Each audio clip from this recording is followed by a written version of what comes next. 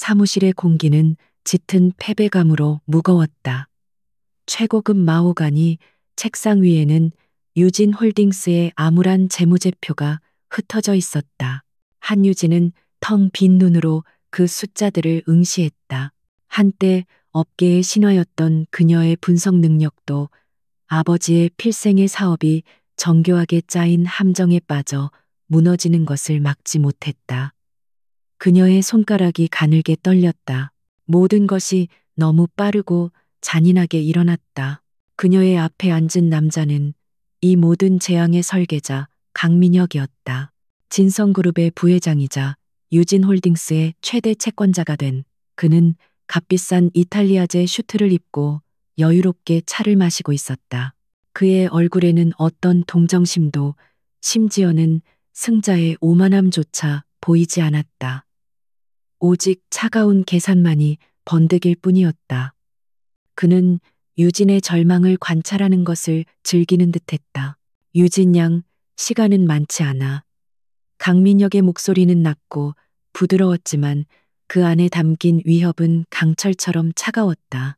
자네, 아버지가 심장마비로 쓰러지신 것도 무리는 아니지. 이 정도 부채라면 말이야. 하지만 나는 자비로운 사람이야.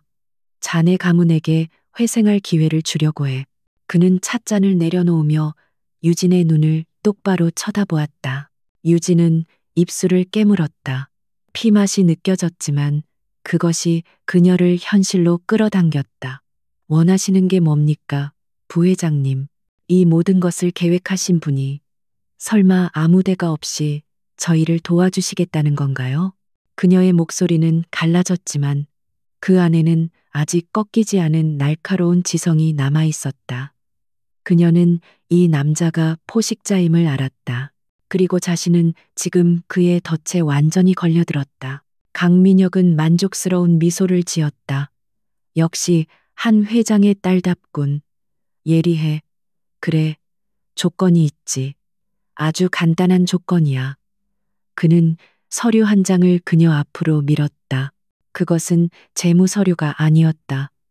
얇은 종이 한 장. 그 위에는 단 몇 줄의 글자만이 적혀 있었다. 유진은 그것을 읽어 내려갔다. 그리고 그녀의 눈이 믿을 수 없다는 듯 커졌다. 이건 결혼? 그녀의 목소리가 거의 속삭임처럼 흘러나왔다. 서류의 내용은 간단했다. 유진 홀딩스의 모든 부채를 탕감하고 추가 자금을 지원하는 조건으로 한유진은 강민혁의 조카이자 진성그룹의 총수인 강지훈과 결혼해야 한다는 것이었다. 이것은 구원이 아니라 더 깊은 지옥으로의 초대장이었다. 강지훈. 그 이름은 서울 재계에서 공포와 동의어였다. 그는 유령 총수 얼음의 황제로 불렸다. 공식 석상에는 거의 모습을 드러내지 않았지만 그가 내리는 결정은 피도 눈물도 없기로 유명했다. 하지만 그보다 더 유명한 것은 그의 불안정한 정신 상태에 대한 끔찍한 소문들이었다. 그는 어릴 적 겪은 끔찍한 사고 이후 누구도 가까이 하지 않는다고 했다. 미쳤군요. 유진이 차갑게 내뱉었다. 이건 인신매매나 다름없어요. 제국의 총수가 왜 이런 정략 결혼을, 그것도 망해가는 회사의 딸과 해야 하는 거죠? 부회장님께서 저를 너무 과대평가하시는군요. 그녀는 상황을 타개할 아주 작은 틈이라도 찾기 위해 필사적으로 머리를 굴렸다. 하지만 강민혁의 눈은 모든 것을 꿰뚫어 보고 있었다. 과대평가? 아니, 난 자네를 정확히 평가했네. 한유진 분석관. 강민혁이 몸을 앞으로 숙였다. 지훈이는 특별한 아이야. 내 조카는 통제 불능의 야수 같지. 하지만 그 아이에겐 주인이 필요해. 그리고 난 자네가 그 역할을 해줄 수 있을 거라 생각했네. 자네의 그 차분함, 그 분석적인 두뇌라면 그 아이를 다루는데 유용할 거야. 그의 말이 유진의 역겨움을 자극했다.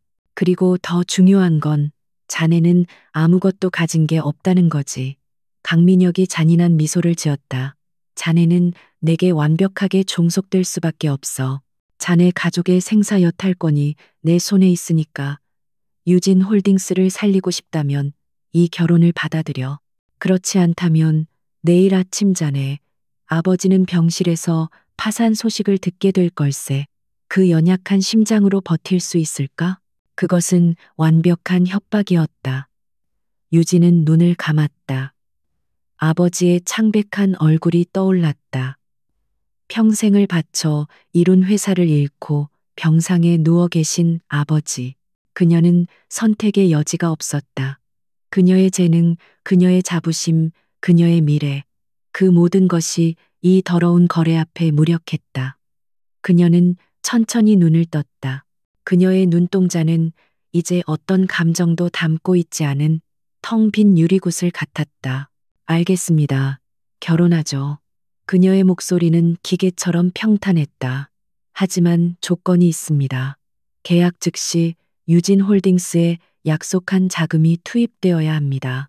그리고 제 가족을 더 이상 건드리지 않겠다고 약속하십시오. 그녀는 마지막 남은 자존심을 걸고 협상을 시도했다. 최소한 가족이라도 지켜야 했다. 강민혁은 만족스럽게 웃었다. 좋아, 현명한 선택이야. 내일 바로 약혼식이 진행될 거네. 지훈이에게도 이미 통보해뒀지. 그는 자리에서 일어섰다. 유진은 그가 내미는 손을 무시했다.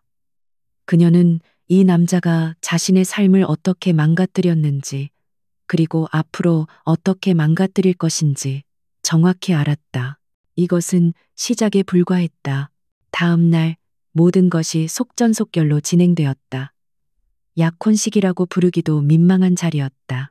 진성그룹의 호화로운 저택, 그 중에서도 가장 작은 응접실에서 유진은 처음으로 강지훈을 만났다. 그는 소문보다 더 차가웠고 더 공허해 보였다. 그는 완벽하게 재단된 검은 슈트를 입고 있었지만 그의 눈은 마치 죽은 사람의 것처럼 생기가 없었다. 그는 유진에게 눈길 한 번 주지 않았다.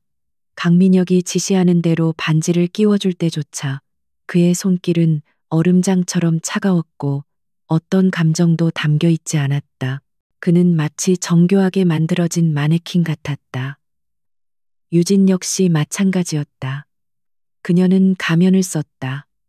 감정을 지운 완벽한 인형의 가면을. 그녀는 지금 연극을 하고 있다고 스스로에게 되뇌었다. 결혼식은 그로부터 불과 사흘 뒤에 열렸다. 세상은 떠들썩했다. 진성그룹의 유령 총수와 몰락한 유진 홀딩스 딸의 갑작스러운 결혼. 언론은 온갖 추측을 쏟아냈지만 진실은 철저히 감춰졌다. 결혼식은 그들의 약혼식만큼이나 차갑고 기계적이었다.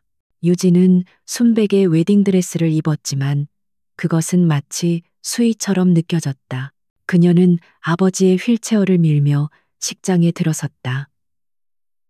아버지는 아직 의식이 완전히 돌아오지 않은 상태였고 이 모든 상황을 제대로 인지하지 못하는 듯했다.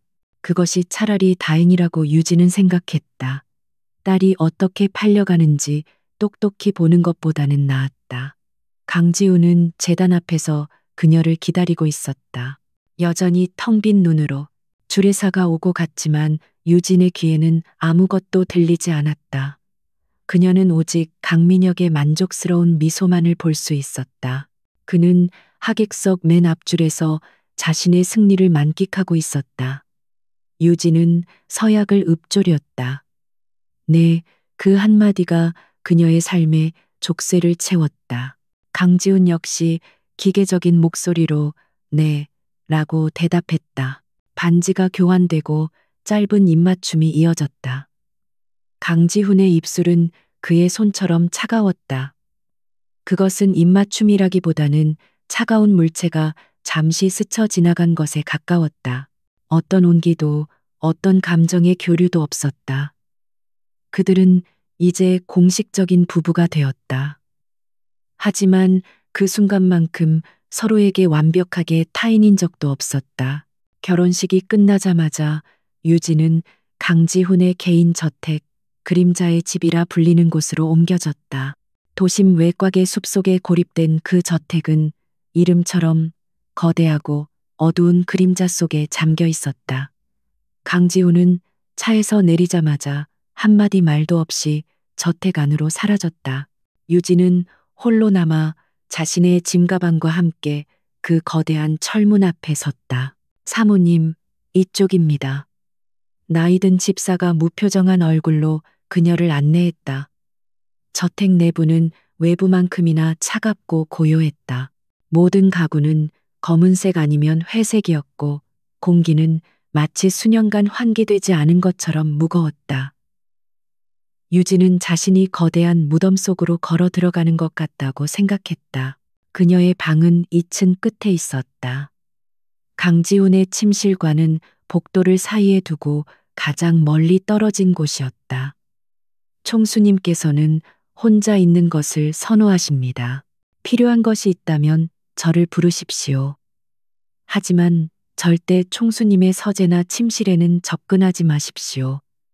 그것이 이 집의 유일한 규칙입니다. 집사는 경고를 남기고 사라졌다. 유진은 방 한가운데 서 있었다. 방은 넓었지만 텅 비어 있었다. 그녀는 웨딩드레스를 벗어 던지고 샤워기 아래 섰다. 뜨거운 물이 그녀의 차가운 피부 위로 흘러내렸다. 그녀는 울지 않았다. 지금은 울 때가 아니었다. 그녀는 생존해야 했다. 이 차가운 집에서 저 유령 같은 남편과 그리고 이 모든 것을 조종하는 강민혁의 감시 아래서 그녀는 자신이 포기한 것들을 생각했다. 그녀의 커리어, 그녀의 자유, 그녀의 삶. 하지만 동시에 그녀는 자신이 지켜낸 것을 생각했다. 아버지의 회사, 가족의 목숨, 그것으로 충분해야 했다. 그녀는 문을 잠그고 나왔다. 거울 속에 비친 자신의 모습은 낯설었다. 화장이 지워진 얼굴은 창백했지만 그녀의 눈은 다시금 차가운 빛을 되찾고 있었다. 유진은 결심했다. 그녀는 이 결혼을 받아들였지만 희생자로 남지는 않을 것이다. 그녀는 강민혁의 소나기에서 놀아나는 인형이 되지 않을 것이다. 그녀는 이 집의 비밀을, 강지훈이라는 남자의 비밀을 파헤칠 것이다. 그리고 언젠가 반드시 이 모든 것을 되돌려 놓을 것이다. 그녀는 자신의 두뇌를 믿었다. 그것이 그녀가 가진 유일한 무기였다. 밤이 깊어졌다. 유진은 잠을 이룰 수 없었다. 그녀는 낯선 침대에 누워 천장의 어둠을 응시했다. 시계 소리만이 유일하게 정적을 깨고 있었다. 이것이 그녀의 결혼 생활 첫날 밤이었다. 사랑도 온기도 없는 오직 차가운 계산과 절망만이 존재하는 밤. 그녀는 자신이 앞으로 겪어야 할 일들을 가늠하며 눈을 감았다. 모든 것이 이제 시작이었다. 첫날 밤의 정적은 칼날처럼 날카로웠다. 한유진은 거대하고 낯선 침실에서 잠들지 못했다. 그림자의 집은 유령이 나올 것처럼 고요했다. 창밖의 숲은 칠흑 같은 어둠에 잠겨 있었고 저택 내부는 마치 시간이 멈춘 듯했다. 그녀의 결혼 생활은 이렇게 시작되었다. 감옥과도 같은 호화로움 속에서 그녀는 보이지 않는 감시와 남편이라는 존재의 완전한 무관심에 갇혔다. 그녀는 강지훈이 이 저택의 반대편 동쪽 별채에 머문다는 것을 들었다. 두 사람의 생활 공간은 의도적으로 분리되어 있었다. 강민혁이 원했던 것은 아내의 역할이지 동반자가 아니었다. 유진은 자신이 이 거대한 체스판 위에 놓인 가장 미약한 졸이라는 것을 알았다. 하지만 졸도 끝까지 가면 퀸이 될 수 있었다. 그녀는 그 생각을 붙잡았다. 시간이 흘러 새벽 2시를 넘어가고 있었다. 극도의 긴장감에 지쳐 잠이 막 쏟아지려 할 때였다. 복도에서 희미한 소리가 들렸다. 마룻바닥이 삐걱거리는 소리. 유진은 즉시 잠에서 깨어났다. 온몸의 신경이 곤두섰다. 집사는 분명 이 서쪽 별채에는 자신과 몇몇 사용인 외에는 아무도 오지 않는다고 했다. 강지우는 절대 자신의 공간에서 나오지 않는다고. 소리가 점점 가까워졌다. 누군가 그녀의 방문을 향해 걸어오고 있었다. 망설이는 듯한 불규칙한 발걸음 소리였다. 유진은 숨을 죽이고 침대에서 일어섰다. 방어할 만한 무기를 찾았지만 이 텅 빈 방에는 아무것도 없었다. 그녀는 문을 노려보았다. 심장이 격렬하게 뛰기 시작했다. 강민혁이 보낸 사람일까? 아니면 달칵. 문손잡이가 천천히 돌아갔다. 유진은 뒷걸음질쳐 벽에 등을 기댔다. 문이 열리고 거대한 그림자가 방 안으로 들어섰다. 달빛이 그 인형을 비추었다. 강지훈이었다. 하지만 결혼식장에서 본 그 차가운 총수가 아니었다. 그는 얇은 잠옷 차림이었고 머리는 헝클어져 있었다. 그리고 그의 눈은 초점이 없었다. 그는 마치 꿈속을 걷는 사람처럼 보였다. 몽유병, 유진의 머릿속에 그 단어가 스쳤다. 그는 방안을 둘러보는 듯 했지만 실제로는 아무것도 보고 있지 않았다. 그의 표정은 극심한 고통과 공포로 일그러져 있었다. 식은땀이 그의 이마를 적셨고 그는 알아들을 수 없는 말들을 중얼거리고 있었다. 안 돼. 뜨거워. 문 열어. 유진은 숨을 멈췄다. 그가 자신을 인지하지 못하는 것 같았다. 그녀는 조용히 아주 천천히 옆으로 움직여 방을 빠져나가려 했다. 하지만 그녀가 발을 내딛는 순간 마룻바닥이 작게 소리를 냈다. 그 순간 강지훈의 고개가 획 돌아갔다. 그의 공허했던 눈이 그녀를 포착했다. 아니, 그녀라는 존재를 감지했다. 그는 야수처럼 그녀를 향해 다가왔다. 유진은 비명을 지르려 했지만 목소리가 나오지 않았다. 공포가 그녀의 목을 틀어쥐었다. 그녀는 눈을 질끈 감았다. 하지만 예상했던 폭력은 없었다. 대신 거대한 몸이 그녀 위로 무너지듯 기댔다. 강지훈이 그녀를 붙잡았다. 아니, 매달렸다. 그는 거대한 아이처럼 그녀의 어깨에 얼굴을 묻고 가늘게 떨었다. 유진은 얼어붙었다. 이게 무슨 상황인지 도무지 이해할 수 없었다. 남자의 팔이 그녀의 허리를 감아 조여왔다. 그 힘은 절박했지만 폭력적이지는 않았다. 그는 그녀의 체온을 필사적으로 갈구하는 듯 했다. 괜찮아, 괜찮아. 그가 중얼거렸다. 그 말이 자신에게 하는 말인지 아니면 그녀에게 하는 말인지 알 수 없었다. 그의 몸은 불덩이처럼 뜨거웠지만 동시에 사시나무처럼 떨고 있었다. 유진은 그의 등에서 식은땀의 축축함을 느꼈다. 그는 분명 악몽에 시달리고 있었다. 낮에 보았던 그 얼음 같던 남자는 온데간데 없었다. 지금 그녀를 껴안고 있는 것은 끔찍한 과거의 망령에 사로잡힌 상처 입은 영혼이었다. 유진은 어떻게 해야 할지 몰랐다. 그를 밀어내야 할까? 하지만 그녀가 조금이라도 움직이려 하자 그가 거의 신음소리에 가까운 소리를 내며 그녀를 더욱 세게 껴안았다. 그의 절박함이 그녀의 피부를 뚫고 전해졌다. 그녀는 자신이 이 남자의 생명줄이라도 되는 것처럼 느껴졌다. 시간이 얼마나 흘렀을까? 유진은 벽에 기댄 채 옴짝달싹 못하고 서 있었다. 놀랍게도 그녀의 품에 안긴 강지훈의 떨림이 서서히 잦아들었다. 그의 거친 호흡이 고르게 변하기 시작했다. 그리고 그는 잠들었다. 그녀를 껴안은 채 마치 폭풍우 속에서 유일한 피난처를 찾은 아이처럼 깊은 잠에 빠져들었다. 유진은 그제야 자신이 숨을 참고 있었다는 것을 깨달았다. 그녀는 천천히 숨을 내쉬었다. 공포는 사라지고 대신 혼란스러운 호기심과 기묘한 연민이 밀려왔다. 이것이 강지훈의 비밀이었던 것이다. 재계의 얼음 황제, 피도 눈물도 없는 총수. 그의 실체는 매일 밤 악몽에 시달리며 타인의 온기 없이는 잠들 수 없는 지독한 외로움에 갇힌 남자였다. 그녀는 조심스럽게 그의 팔을 풀지 않으면서 침대 쪽으로 몸을 움직였다. 그는 무거웠지만 잠결에도 그녀를 놓치지 않으려는 듯 바싹 붙어왔다. 유진은 간신히 침대에 걸터 앉았고 강지우는 그녀의 무릎을 베고 아이처럼 몸을 웅크렸다. 유진은 이 기괴한 상황을 내려다보았다. 이것이 그녀의 결혼 생활이었다. 그녀는 밤새 잠들지 못했다. 그녀는 자신의 남편이 된 남자의 잠든 얼굴을 관찰했다. 고통이 사라진 그의 얼굴은 놀라울 정도로 평온해 보였다. 그는 소문처럼 괴물이 아니었다. 그는 부서져 있었다. 강민혁은 이것을 알고 있었을까? 그래서 자신을 사육사로 보낸 것일까? 강민혁은 이 남자의 약점을 이용해 그를 조종하려 하고 있었다. 동이 트기 시작할 무렵 창밖이 희미하게 밝아왔다. 유진의 무릎에서 잠들어 있던 강지훈이 미간을 찌푸렸다. 그가 깨어나려 하고 있었다.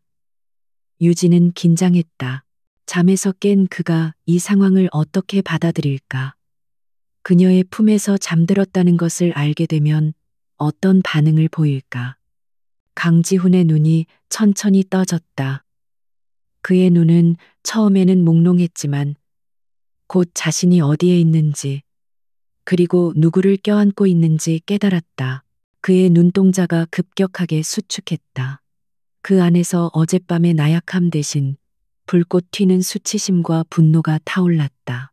그는 마치 전기에 감전된 사람처럼 그녀에게서 떨어져 나갔다.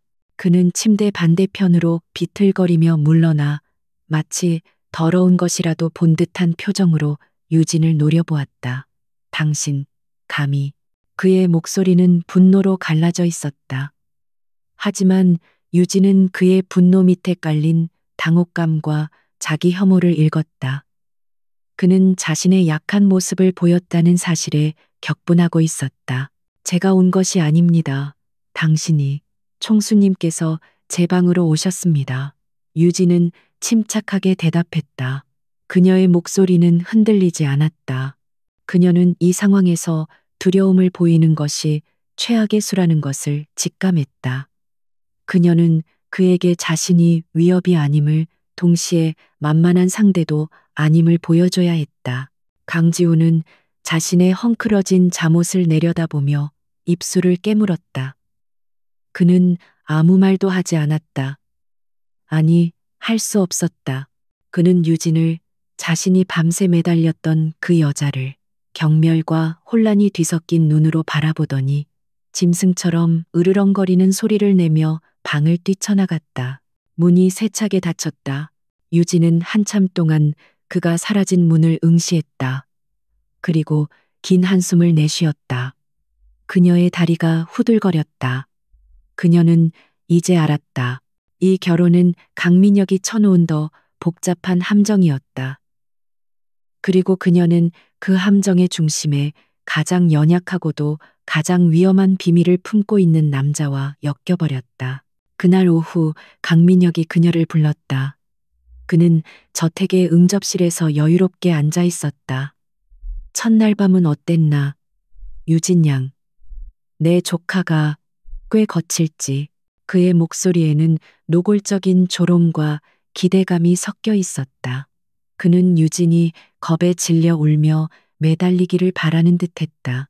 그는 그녀를 완벽한 꼭두각시 자신의 계획을 위한 도구로 취급했다. 유진은 그의 의도를 꿰뚫어 보았다. 그녀는 지친 기색을 애써 드러내며 살짝 겁에 질린 표정을 지었다. 총수님은 조금 독특하시더군요. 그녀는 강민혁이 원하는 대답을 해주었다. 그녀는 자신이 얼마나 나약하고 통제하기 쉬운 존재인지 연기했다. 저는 제가 뭘 해야 할지 모르겠습니다. 부회장님. 강민혁의 입가에 만족스러운 미소가 번졌다. 그렇지. 그래서 내가 있는 게 아닌가. 자네는 그저 내 눈과 귀가 되어주면 되네. 지훈이가 뭘 하는지, 누굴 만나는지, 그리고 밤에 어떤지. 사소한 것 하나까지 모두 내게 보고하게. 그는 유진을 완전히 얕보고 있었다. 그녀를 그저 예쁘장한 장식품, 혹은 쓸모 있는 스파이 정도로만 여겼다. 유진은 고개를 숙여 순종을 표했다. 알겠습니다. 아버지를, 저희 가족을 위해서라면 뭐든지 하겠습니다. 그녀의 목소리는 두려움에 떠는 것처럼 들렸다. 강민혁은 흡족해하며 자리에서 일어났다. 그는 자신의 계획이 순조롭게 진행되고 있다고 확신했다. 그는 자신이 선택한 졸이 얼마나 날카로운 발톱을 숨기고 있는지 전혀 눈치채지 못했다. 응접실을 나오며 유진의 눈빛이 차갑게 빛났다. 그녀는 이제 두 개의 전선을 상대해야 했다. 자신을 얕보고 이용하려는 교활한 포식자 강민혁, 그리고 끔찍한 트라우마에 갇혀 자신에게 무의식적으로 의지하는 부서진 영혼 강지훈. 그녀는 이 차가운 집에서 자신의 자리를 찾아야 했다. 그리고 살아남기 위해 그녀는 그들의 비밀을 이용해야 했다. 밤은 어김없이 찾아왔다. 한유진은 독서 등의 의지에 두꺼운 경제학 원서를 읽고 있었지만 그녀의 신경은 온통 방문 너머의 복도에 쏠려 있었다. 첫날 밤의 충격적인 만남, 그리고 다음날 아침 강지훈이 보여준 짐승 같은 경멸. 그는 그녀를 마치 자신의 가장 치욕스러운 비밀을 목격한 증인처럼 대했다. 그 이후로 이틀 동안 저택은 다시 얼음장 같은 정적에 휩싸였다. 그는 낮에는 유령처럼 그녀를 피했다. 저택이 아무리 넓다지만 식사 시간조차 마주치지 않는 것은 의도적인 회피가 분명했다. 유진은 상관없었다. 그녀 역시 그와 마주하고 싶지 않았다.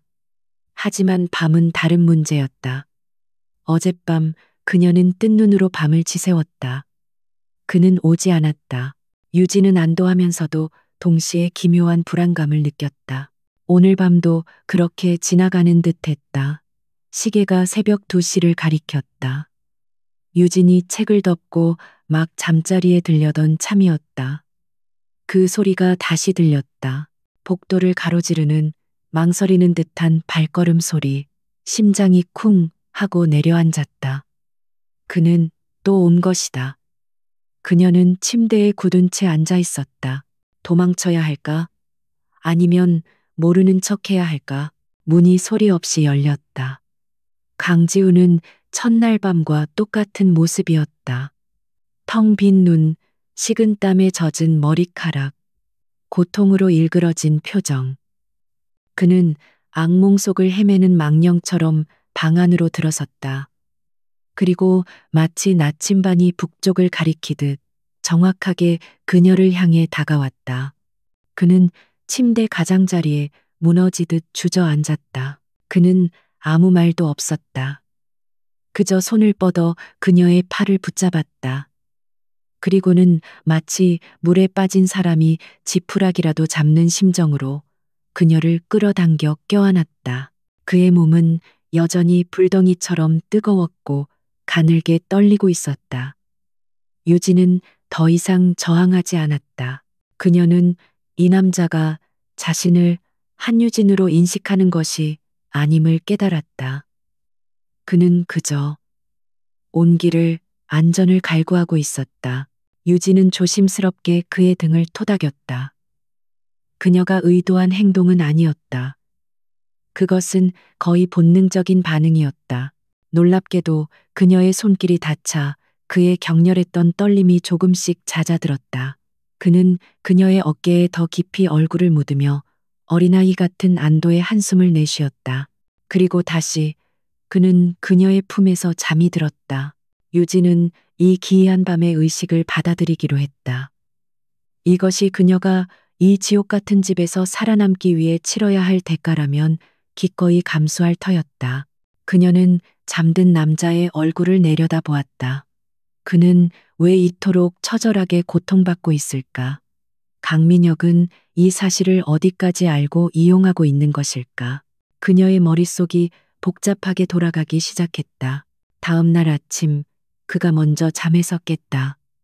그는 자신이 또다시 그녀의 방에서 그녀를 껴안고 잠들었다는 사실을 깨달았다. 그의 얼굴이 절망과 자기혐오로 창백해졌다. 그는 유진을 거칠게 밀어내고 침대에서 뛰어내렸다. 다시는 내게 손대지 마. 그리고 이 일에 대해 한마디라도 발설하면 당신 가족들은. 그의 협박은 말을 끝맺지 못했지만 그 의미는 선명하게 전달되었다. 유진은 그가 방문을 박차고 나가는 모습을 차갑게 지켜보았다. 그녀는 그의 분노가 자신을 향한 것이 아니라 통제할 수 없는 자신의 나약함을 향한 것임을 알았다. 그는 자신의 약점을 아는 유진을 두려워하고 있었다. 이 관계에서 힘의 균형이 미세하게 남아 그녀 쪽으로 기울고 있었다. 그날 오후 강민혁에게서 연락이 왔다. 그는 그녀를 자신의 사무실로 불렀다. 진성그룹 본사, 도시의 스카이라인을 지배하는 그 거대한 건물의 최상층이었다. 강민혁의 사무실은 그의 야망처럼 거대하고 화려했다.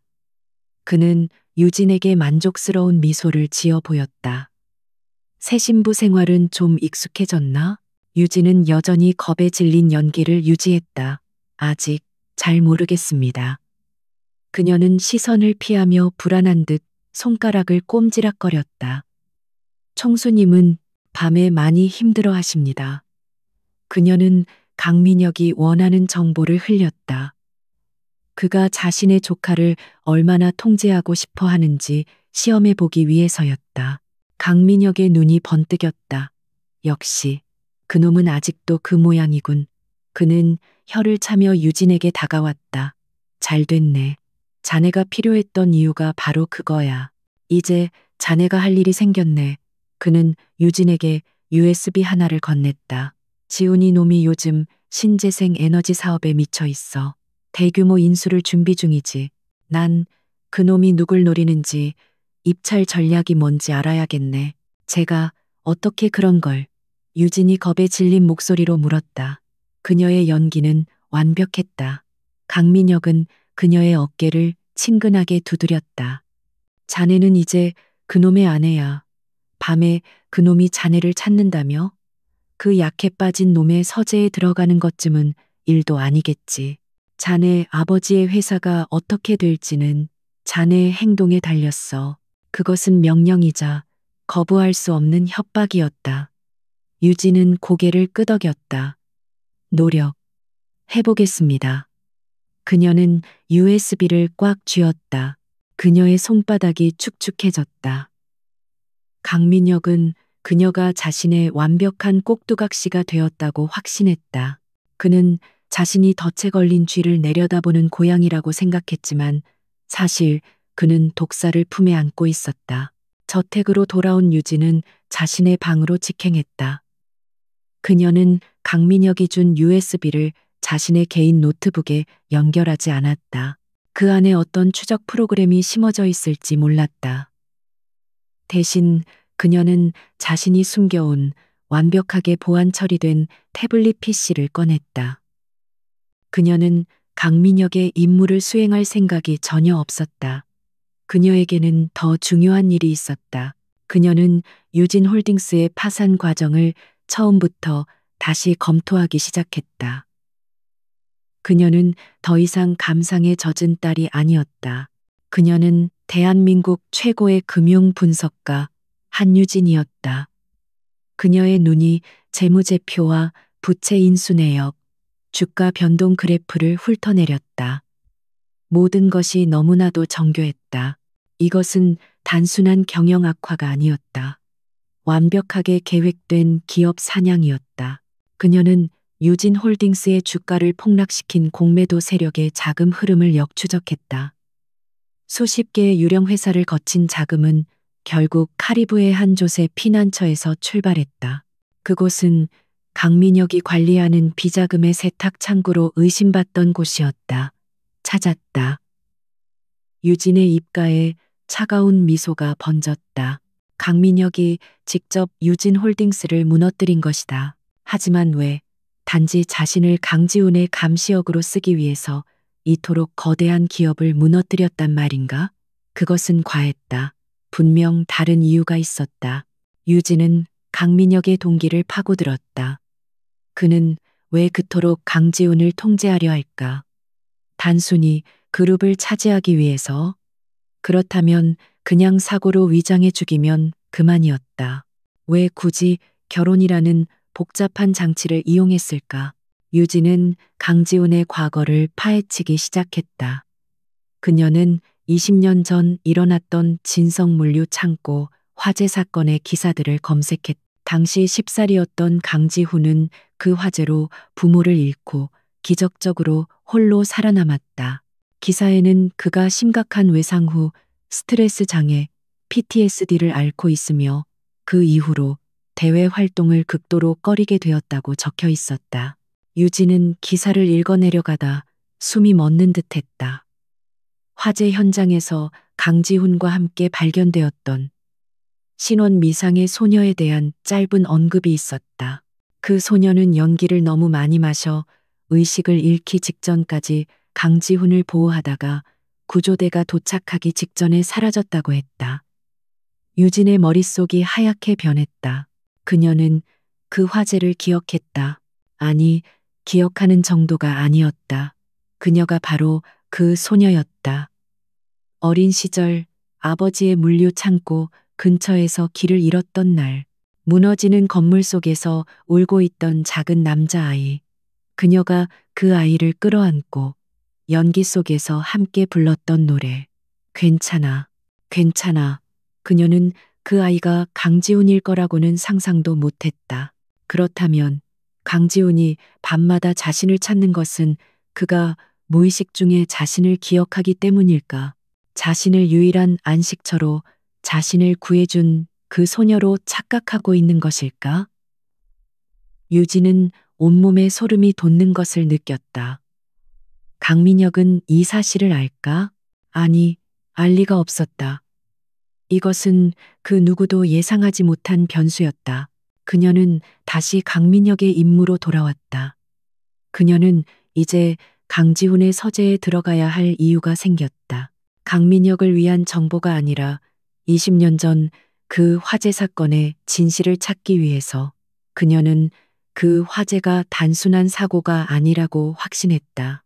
강민혁이 모든 것을 계획한 것이 틀림없었다. 그는 강지훈의 부모를 죽이고 어린 강지훈을 정신적으로 망가뜨려 꼭두각시로 만들려 했던 것이다. 밤이 깊어졌다. 유진은 강지훈이 어김없이 자신의 방으로 와서 잠든 것을 확인한 후 조용히 방을 빠져나왔다. 그녀는 동쪽 별채 강지훈의 공간으로 향했다. 서재는 잠겨 있지 않았다. 그는 자신의 공간에 감히 누군가 들어올 것이라고는 생각조차 하지 않는 듯 했다. 서재는 거대했지만 그의 성격처럼 차갑고 정돈되어 있었다. 유진은 신재생 에너지 관련 서류들을 뒤적였다. 강민혁에게 넘겨줄 가짜 정보를 찾는 것은 어렵지 않았다. 그녀는 이미 파기된 초기 입찰 전략 보고서를 찾아냈다. 이것이라면 강민혁을 속이기에 충분할 것이다. 그녀의 진짜 목적은 그것이 아니었다. 그녀는 서재 깊숙한 곳 잠겨 있는 금고를 발견했다. 하지만 그녀는 지금 그것을 열 수 없었다. 대신 그녀는 책장 한 구석에 꽂힌 낡은 앨범을 발견했다. 그 안에는 어린 강지훈의 사진들이 있었다. 화재 사건 이전 밝게 웃고 있는 소년의 모습, 그리고 그 옆에 있는 강민혁의 젊은 시절. 그의 눈빛은 그때부터 이미 탐욕으로 번들거리고 있었다. 유진은 자신이 거대한 음모의 한가운데에 던져졌음을 깨달았다. 이것은 단순한 기업 암투가 아니었다. 20년을 이어온 잔혹한 복수극이자 탐욕의 서사였다. 그리고 자신은 이제 그 서사의 핵심적인 인물이 되었다. 그녀는 가짜 보고서를 챙겨 조용히 서재를 빠져나왔다. 그녀는 이제 더 이상 먹잇감이 아니었다. 그녀는 사냥꾼이었다. 진성그룹의 주주총회는 얼어붙은 전쟁터와 같았다. 거대한 타원형 테이블 주위로 그룹의 중역들과 주요 주주들이 앉아 있었다. 공기는 팽팽한 긴장감으로 가득 차 있었고 그 중심에는 상석에 앉은 강지훈이 있었다. 그는 완벽한 얼음 조각상처럼 미동도 없이 서류를 응시하고 있었다. 그의 맞은편 부회장석에 앉은 강민혁은 여유로운 미소를 띠고 있었지만 그의 눈은 승리를 확신하는 포식자의 그것이었다. 한유진은 테이블에서 몇 걸음 떨어진 수행원석, 사실상 장식품의 자리에 앉아 있었다. 강민혁이 그녀를 이 자리에 부른 이유는 명백했다. 네가 아무리 발버둥 쳐도 너와 네 남편 모두 내 손아귀에 있다는 것을 과시하기 위함이었다. 모든 이사들이 그녀를 호기심과 경멸이 섞인 눈으로 힐끗거렸지만 유진은 완벽한 무표정으로 정면만 응시했다. 안건은 예상대로 강지훈이 추진하는 신재생 에너지 사업 인수건이었다. 강지훈의 비서실장이 간략한 보고를 마쳤을 때 강민혁이 손을 들었다. 그의 목소리는 걱정으로 가득 찬 듯했지만 그 내용은 칼날처럼 날카로웠다. 총수, 이 사업이 얼마나 무모한지 정말 모르고 추진하시는 겁니까? 아니면 알고도 강행하시는 겁니까? 회의장이 즉각 술렁였다. 강민혁이 스크린에 데이터를 띄웠다. 유진이 그에게 넘겼던 폐기된 초기 입찰 전략 보고서의 내용이었다. 이것은 제가 입수한 총수실의 내부 자료입니다. 보시다시피 예상 수익률은 터무니없이 부풀려져 있고 초기 투자 비용은 축소되어 있습니다. 이대로라면 향후 5년간 그룹에 막대한 손실을 입힐 것입니다. 강민혁의 공격은 정교했다. 그는 유진이 준 가짜 정보를 진짜 정보인 양 터뜨려 강지훈을 궁지에 몰아넣었다. 강지훈이 이 계획이 가짜라고 말하는 순간 그는 내부 정보 유출을 시인하는 셈이 되었다. 그렇다고 이 가짜 계획을 옹호할 수도 없었다. 그것은 명백히 결함투성이었으니까. 강지훈의 낯빛이 미세하게 굳어졌다. 강민혁파의 이사들이 동조하기 시작했다. 이건 명백한 경영 실책입니다. 총수로서의 자질이 의심됩니다. 비난의 화살이 강지훈에게 쏟아졌다. 강지훈은 입을 다문 채 자신을 함정에 빠뜨린 숙부를 차가운 눈으로 노려볼 뿐이었다. 그는 완벽한 외통수에 걸렸다. 그는 이 사진의 반발을 무릅쓰고 이 안건을 강행할 수 없었다. 바로 그때였다. 침묵을 지키던 한유진이 자리에서 일어섰다. 제가 한 말씀 드려도 되겠습니까? 그녀의 맑은 목소리가 회의장을 갈랐다. 모든 시선이 그녀에게로 향했다. 강민혁의 눈이 놀라움으로 커졌고 강지훈의 미간이 좁혀졌다. 감히 장식품이 입을 연 것이다. 강민혁이 비웃음을 머금고 말했다. 유진 양, 여긴 자네가 끼어들 자리가 아닐 텐데. 그는 유진이 겁에 질려 다시 주저앉을 것이라 예상했다. 하지만 유진은 그의 시선을 피하지 않았다. 저는 유진 홀딩스의 재무분석 총괄이었습니다. 그리고 지금은 진성그룹의 일원입니다. 그룹의 미래가 걸린 문제에 대해 의견을 제시할 권리는 있다고 생각합니다.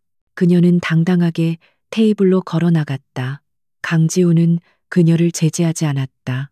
그의 텅 빈 눈동자가 처음으로 흥미라는 것을 담고 그녀를 관찰하기 시작했다. 유진은 스크린을 가리켰다. 부회장님께서 제시하신 데이터는 흥미롭군요. 하지만 이 데이터에 대한 부회장님의 해석에는 심각한 오류가 있습니다. 유진은 리모컨을 받아들었다. 그녀의 눈빛은 한치의 망설임도 없는 전문가의 그것으로 변해 있었다. 부회장님께서는 이 데이터를 기반으로 수익성 악화를 주장하셨습니다. 하지만 이것은 지난 분기의 시장 모델을 적용한 결과입니다.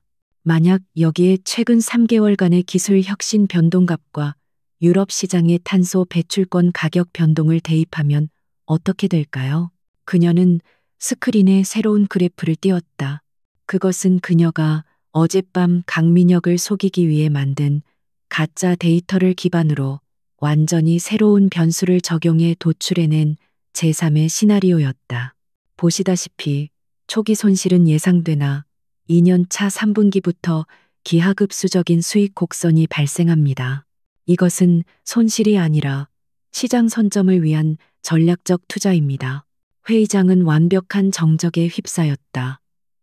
강민혁은 자신의 무기였던 데이터가 순식간에 강지훈을 옹호하는 무기로 변하는 것을 믿을 수 없다는 듯 바라보았다. 그는 이 복잡한 재무 모델을 반박할 수 없었다. 그는 경영자였지 유진과 같은 천재적인 분석가가 아니었다. 그건 교묘한 말장난에 불과해. 말장난이 아닙니다, 부회장님. 유진의 목소리는 얼음처럼 차가웠다. 이것은 팩트입니다. 오히려 저는 부회장님께 묻고 싶습니다. 왜 이렇게 명백한 데이터를 실패라고 단정 지으시면서까지 이 인수를 반대하시는 겁니까? 혹시 이 신재생 에너지 사업이 성공할 경우 부회장님께서 관리하시는 진성화학의 구시대적 사업이 타격을 입기 때문은 아닙니까? 그것은 치명적인 한방이었다. 강민혁의 얼굴이 분노로 붉게 물들었다. 유진은 강민혁의 약점을 정확히 찔렀다. 그녀는 강민혁의 공격을 방어한 것을 넘어 그의 동기에 흠집을 내며 역공을 가했다. 중립적인 입장의 주주들이 수군거리기 시작했다. 상황은 순식간에 역전되었다. 강지훈은 그 모든 과정을 말없이 지켜보고 있었다. 그는 자리에서 일어섰다. 한유진 씨의 분석이 명쾌했군. 이사들의 혼란도 정리된 듯하니 표결에 붙이겠습니다. 신재생 에너지 기업 인수권에 찬성하시는 분은 거수해 주십시오. 강지훈이 먼저 손을 들었다. 망설이던 중립파 주주들이 하나둘 손을 들기 시작했다. 결국 안건은 압도적인 차이로 가결되었다. 회의가 끝나고 강민혁은 불타는 듯한 눈으로 유진을 스쳐 지나갔다. 그는 이가 갈리는 소리를 내며 회의장을 떠났다. 유진은 자신이 거대한 적을 만들었음을 알았다. 하지만 그녀는 두렵지 않았다. 그녀는 텅 빈 회의장에 남아있는 강지훈에게로 시선을 돌렸다. 그는 여전히 그녀를 꿰뚫어 볼 듯이 응시하고 있었다. 그날 밤 저택은 폭풍 전야처럼 고요했다. 유진은 어김없이 방으로 찾아온 강지훈을 기다렸다. 하지만 오늘은 달랐다. 그는 몽유병 환자의 모습이 아니었다. 그는 또렷한 의식을 가진 채 서재에서 막 나온 듯한 차림으로 그녀의 방문 앞에 서 있었다. 유진은 긴장으로 마른 입술을 축였다. 누구지, 당신? 그의 목소리는 낮고 차가웠지만 어젯밤의 경멸은 사라져 있었다. 대신 그 자리에는 날카로운 경계심과 의문이 가득했다. 강민혁이 심어놓은 스파이라고 하기엔 오늘 당신의 행동은 지나쳤어. 당신은 나를 구했지만 동시에 강민혁을 적으로 돌렸지. 도대체 목적이 뭐지? 유진은 그의 눈을 피하지 않았다. 제 목적은 생존입니다. 총수님. 그녀는 솔직하게 말했다. 저는 부회장님께 순종하는 척했지만 그분의 꼭두각시가 될 생각은 없습니다. 오늘 회의장에서 저는 제 능력을 증명했을 뿐입니다. 총수님께서 무너지시면 저 역시 끝이라는 것을 알았으니까요. 강지호는 그녀의 말을 가늠하려는 듯 한참 동안 그녀를 바라보았다. 그는 그녀가 가짜 정보를 강민혁에게 흘렸고 그 가짜 정보를 이용해 회의장에서 제3의 시나리오를 만들어냈다는 것을 깨달았다. 이 모든 것이 그녀의 머릿속에서 나온 완벽한 연극이었다. 이 여자는 위험할 정도로 똑똑했다. 당신을 믿으라는 건가? 그가 차갑게 물었다. 아니요, 유진이 고개를 저었다. 저를 이용하라는 겁니다. 총수님께는 부회장님을 상대할 패가 필요하고 제게는 저와 제 가족을 지킬 방패가 필요합니다. 우리는 거래를 할 수 있습니다. 그녀는 자신의 목숨을 건도박을 하고 있었다. 강지훈의 입가에 처음으로 희미한 비웃음에 가까운 미소가 떠올랐다. 거래라. 재미있군. 그는 문을 열고 나가려다 잠시 멈췄다. 내일 아침 강민혁이 자네 아버지의 병실에 사람을 보낼 걸세. 오늘 일에 대한 보복이겠지. 유진의 얼굴이 하얗게 질렸다. 하지만 걱정 마. 이미 내가 막았으니까. 유진의 눈이 커졌다. 강지훈이 그녀를 보호했다. 그가 말을 이었다. 이건 거래의 시작이 아니야. 내 아내가 내 회의에서 활약한 것에 대한 보상이지. 다시 한번 말하지만 감히 내 서재에 들어올 생각은 하지 마. 그는 차가운 말을 남기고 복도 저편으로 사라졌다. 유진은 문이 닫힌 뒤에도 한참을 서 있었다. 강지훈의 철벽 같던 벽에 아주 작은 틈이 생겼다. 그는 여전히 차가웠지만 그녀의 가치를 인정하기 시작했다. 그는 그녀를 보호했다. 유진은 이 깨지기 쉬운 신뢰를 바탕으로 더 깊이 파고들어야 했다. 그녀는 강지훈에게 다가가 그의 책상 위에 있던 서류철 하나를 집어들었다. 그녀가 요청했던 진성그룹이 10년 치재무 아카이브 접근 권한 승인 서류였다.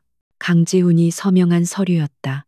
주주총회 이후 며칠간 그림자의 집에는 기묘한 평화가 찾아왔다. 그것은 휴전이라기보다는 서로의 다음 수를 가늠하는 맹수들 사이에 팽팽한 대치 상태에 가까웠다. 강지훈은 여전히 유진을 피했지만 그의 태도에는 미묘한 변화가 생겼다. 그는 더 이상 그녀를 가구 취급하지 않았다. 그는 그녀를 변수로, 어쩌면 동맹의 가능성으로 인식하기 시작했다. 그가 서명한 재무자료 접근권은 그 증거였다. 강민혁은 패배의 쓴맛을 삼키며 잠복에 들어갔다. 그는 유진에게 더 이상 연락하지 않았다. 하지만 유진은 이것이 끝이 아님을 알았다. 그는 부상당한 뱀처럼 더 치명적인 독을 품고 다음 기회를 노리고 있을 터였다. 유진은 강지훈이 넘겨준 20년치의 방대한 자료에 몰두했다.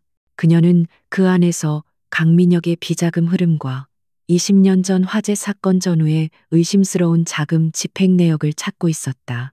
그날 밤 계절에 맞지 않는 거대한 폭풍우가 한반도를 강타했다. 그림자의 집은 숲속에 고립되어 있었기에 폭풍의 위력은 더욱 거대하게 느껴졌다. 바람은 짐승처럼 울부짖었고 빗줄기는 유리창을 깨뜨릴 듯이 후려쳤다. 그리고 천둥이 울렸다. 지축을 흔드는 듯한 굉음과 함께 칠흑 같던 저택이 섬광으로 하얗게 물들었다. 유진은 서류에서 눈을 떼고 창밖을 바라보았다. 그녀는 천둥 소리를 싫어하지 않았지만 이 정도의 폭력적인 소리는 불안감을 자아내기에 충분했다. 그때였다. 저택 반대편 동쪽 별채에서 무언가 깨지는 듯한 날카로운 파열음이 들려왔다. 유진의 심장이 쿵 하고 내려앉았다. 강지훈, 그녀는 본능적으로 방을 뛰쳐나갔다. 복도는 폭풍의 광기에 휩싸여 있었다. 창문이 격렬하게 덜컹거렸다. 그녀는 그가 밤마다 자신을 찾아왔던 그 길을 거슬러 처음으로 그의 공간으로 달려갔다. 평소라면 감히 넘볼 생각도 못했을 영역이었다. 집사나 사용인들의 모습은 보이지 않았다. 이 거대한 저택에 오직 두 사람만 남겨진 듯했다. 강지훈의 서재문은 활짝 열려 있었다. 방 안은 아수라장이었다. 책상 위의 서류들은 바닥에 흩어져 있었고 의자는 넘어져 있었다. 그리고 방 한가운데 거대한 유리창 앞에 강지훈이 서 있었다. 그는 밖을 내다보는 것이 아니었다. 그는 공포에 질려 있었다. 쿠르릉, 쾅, 다시 한번 거대한 천둥이 울리고 번개가 창밖을 내리쳤다. 그 순간 강지훈은 마치 총에 맞은 사람처럼 비명을 질렀다. 그것은 성인 남자의 비명이 아니었다. 그것은 끔찍한 공포에 사로잡힌 길 잃은 아이의 절규였다.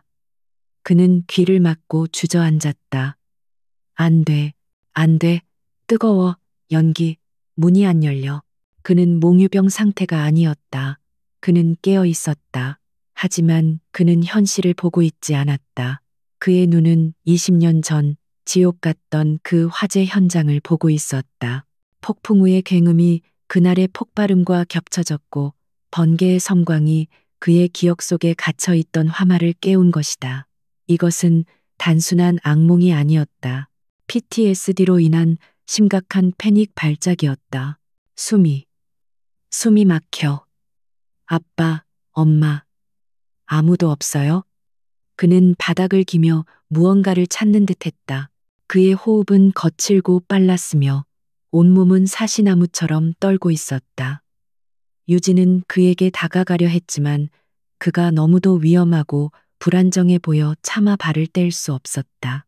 그녀의 분석적인 두뇌는 이 상황을 어떻게 대처해야 할지 몰라 공황 상태에 빠졌다. 강지훈이 고개를 들었다.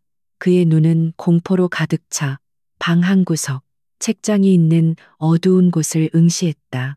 거기 누구야? 제발, 나 좀 살려줘. 그는 마치 그 어둠 속에 갇힌 또 다른 아이라도 보는 듯 했다. 유진은 그의 시선을 따라갔다. 그곳엔 아무것도 없었다.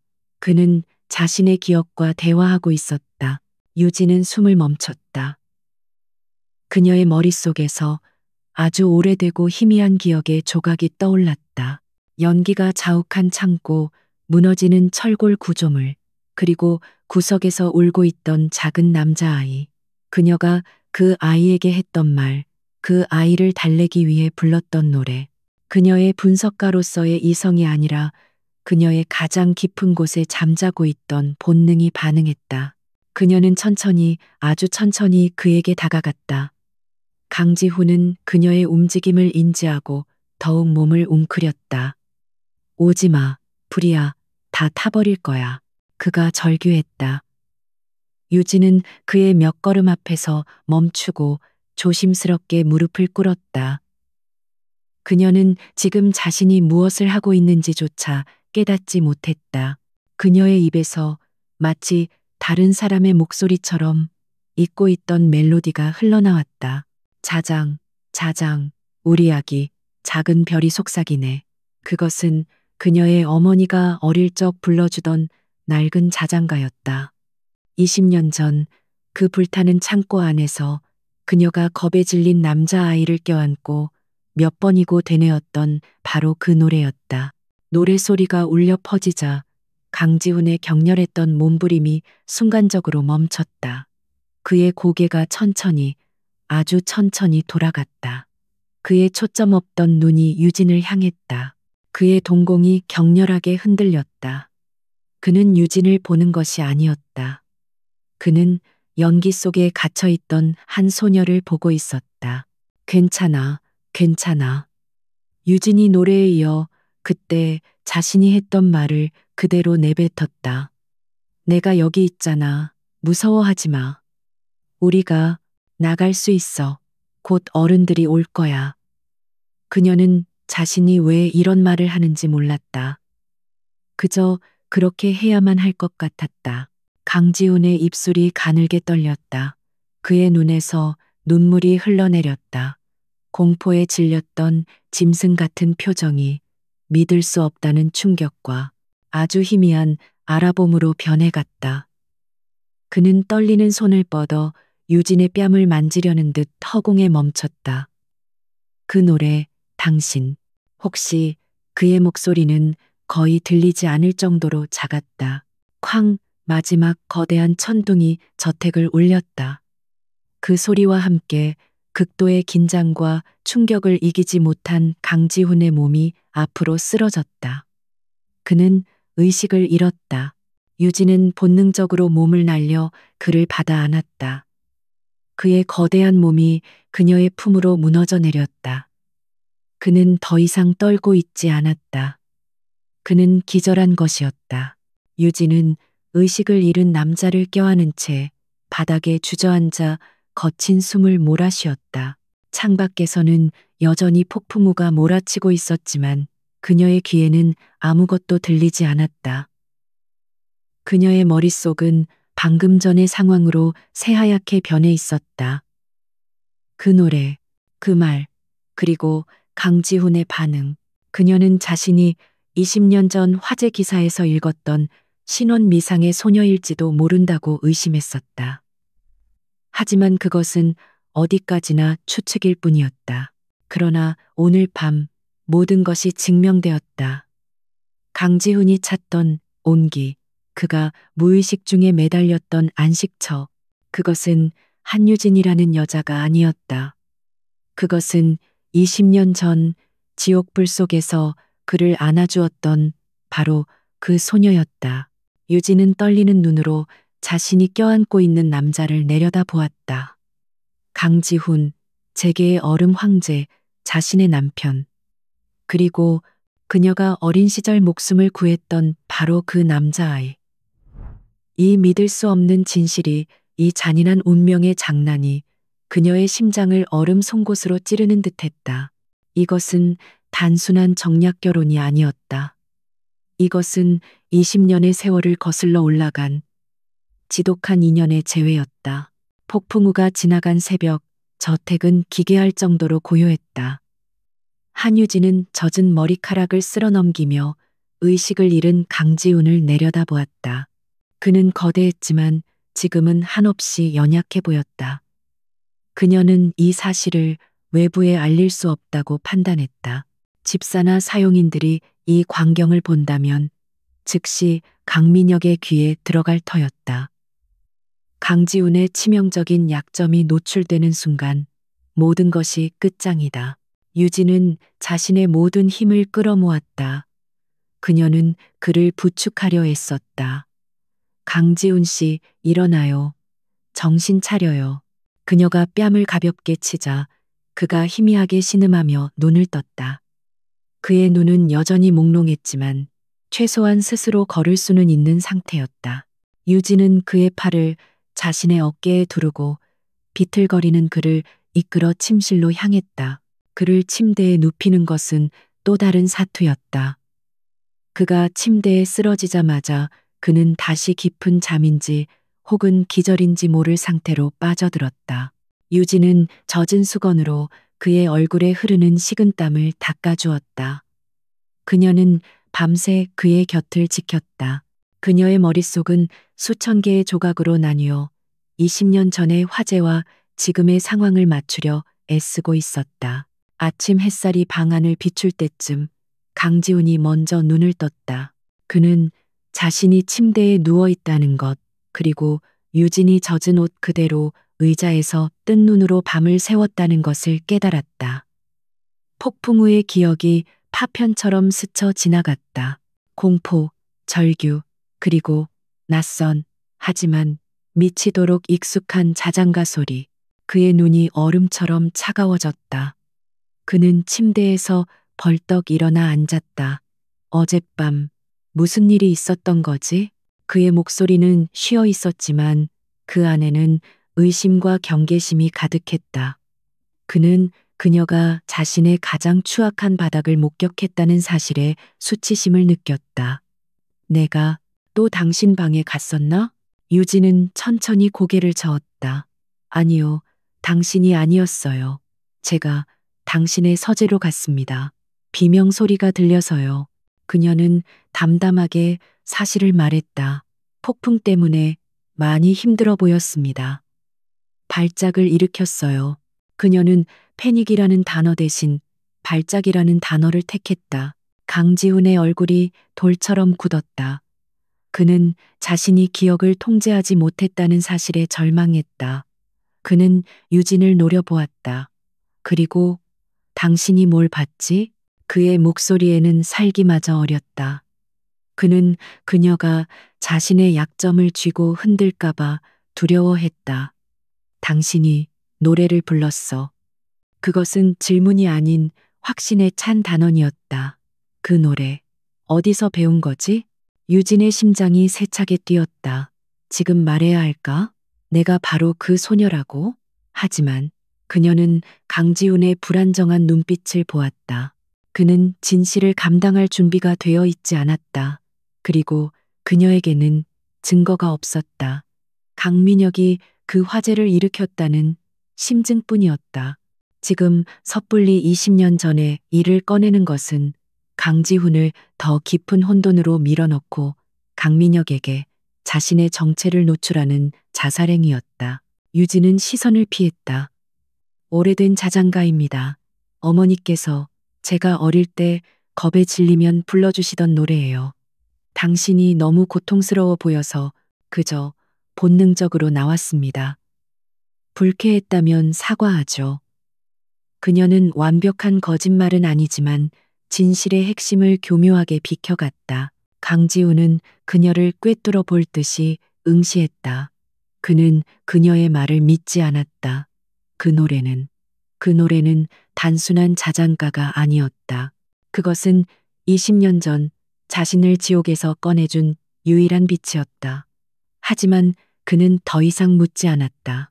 이 여자는 자신이 생각했던 것보다 훨씬 더 깊고 복잡한 비밀을 품고 있었다. 그는 그녀를 믿을 수도, 그렇다고 완전히 밀어낼 수도 없게 되었다. 나가, 그가 차갑게 명령했다. 유진은 묵묵히 그의 방을 나섰다. 자신의 방으로 돌아온 유진은 결심을 굳혔다. 더 이상 재무자료만으로는 부족했다. 그녀에게는 강민혁을 올가맬 물리적 증거가 필요했다. 20년 전의 화재가 단순한 사고가 아니라 강민혁이 주도한 살인이었다는 증거. 그녀는 강지훈이 준 접근 권한을 이용해 폐기된 자산 목록을 뒤졌다. 진성물류 창고 부지. 그곳은 20년 전 화재 이후 재개발 불가 판정을 받고 버려진 채 방치되어 있었다. 유진은 그날 오후 몰래 저택을 빠져나왔다. 그녀는 변호사와의 미팅이라는 핑계를 대고 강민혁이 붙인 감시를 따돌렸다. 그녀가 도착한 곳은 도시 외곽의 황폐한 공업지대였다. 높고 낡은 철조망이 출입 금지 표지판과 함께 그곳을 감싸고 있었다. 유진은 미리 준비해온 절단기로 자물쇠를 끊고 안으로 들어섰다. 20년이 지났지만 화마의 흔적은 여전했다. 거대한 창고의 철골 구조물은 검게 그을린 채 하늘을 향해 앙상하게 솟아 있었다. 잡초가 무성하게 자라 있었지만 공기 중에는 여전히 희미한 재 냄새가 남아있는 듯했다. 유진은 심호흡을 했다. 그녀는 지금 자신의 잊고 있던 과거이자 강지훈의 악몽이 시작된 그 현장으로 걸어 들어가고 있었다. 그녀는 기억을 더듬었다. 그녀가 그 남자아이를 만났던 곳. 그것은 본 창고가 아니라 옆에 붙어 있던 작은 관리동 근처였다. 그녀는 무너진 벽돌 더미를 헤치며 나아갔다. 그녀가 찾고 있는 것은 당시의 기록이었다. 화재가 모든 것을 태웠겠지만 혹시라도 불에 타지 않는 금고 같은 것이 남아있지 않을까. 그녀의 목표는 당시 현장 관리소장의 사무실이었다. 그녀는 건물 배치도를 기억해내며 잔해 더미를 뒤졌다.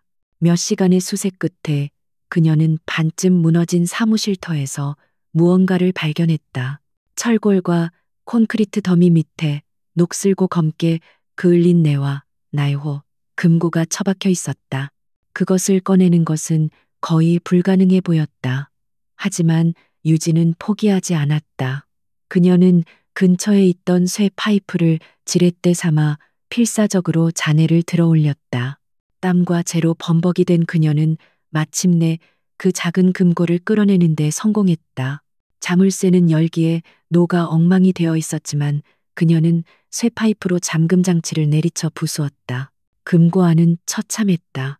대부분의 서류는 이미 재가 되어 있었다. 하지만 그 재더미 속에서 유진은 비닐 코팅이 되어 기적적으로 형태를 유지한 몇 장의 서류철을 발견했다. 그것은 당시의 시설 안전점검 일지였다. 유진은 떨리는 손으로 그것을 넘겼다. 그리고 그녀는 그것을 찾아냈다. 화재 발생 불과 이틀 전의 기록, 지시사항, C구역 방화벽 및 스프링클러 시스템 임시 폐쇄, 사유, VIP 방문 경로 특별 점검, 그리고 그 아래 지시사항을 승인한 담당자의 서명이 있었다. 담당 K, M, H강, 민, 혁. 유진은 숨이 멎는 듯했다. 이것은 스모킹 건 결정적 증거이었다. 강민혁이 VIP 강지훈의 부모와 강지훈 방문 직전에 의도적으로 핵심 안전 장치를 해제시킨 것이다. 이것은 사고가 아니라 명백한 사전에 계획된 살인이었다. 그리고 그 서류철 맨 마지막 장, 습기와 열기에 눌어붙은 작은 봉투가 있었다. 유진은 조심스럽게 봉투를 열었다. 그 안에는 사진 한 장이 들어 있었다. 색이 바래고 가장자리가 탔지만 형체를 알아볼 수 있었다. 그것은 젊은 시절의 강민혁과 또 다른 낯선 남자, 아마도 당시의 현장 소장으로 보이는 남자가 악수를 하고 있는 사진이었다. 그리고 사진 뒷면에는 날짜와 함께 이렇게 적혀 있었다. 새로운 시작을 위하여 KMH 화재가 발생하기 정확히 일주일 전의 날짜였다. 그는 새로운 시작을 위해 자신의 형과 형수를 죽인 것이다. 유진은 떨리는 손으로 증거를 챙겼다. 이제 반격의 시간이었다. 한유진은 젖은 흙과 제 냄새를 숨기려 했으며 그림자의 집으로 돌아왔다. 그녀의 가방 밑바닥에는 20년 묵은 진실, 강민혁의 괴물 같은 민낯이 담긴 서류시설 안전점검, 일지와 빛바랜 사진이 숨겨져 있었다. 그녀의 손은 차갑게 식어 있었지만 심장은 뜨거운 분노와 차가운 결의로 격렬하게 뛰고 있었다. 그녀는 이제 단순한 희생자나 감시자가 아니었다. 그녀는 심판의 칼날을 쥔 자였다. 그녀는 곧장 강지훈에게 달려가 이 모든 것을 털어놓고 싶은 충동과 싸워야 했다. 하지만 그녀는 폭풍우 속에서 무너져 내리던 그의 모습을 떠올렸다.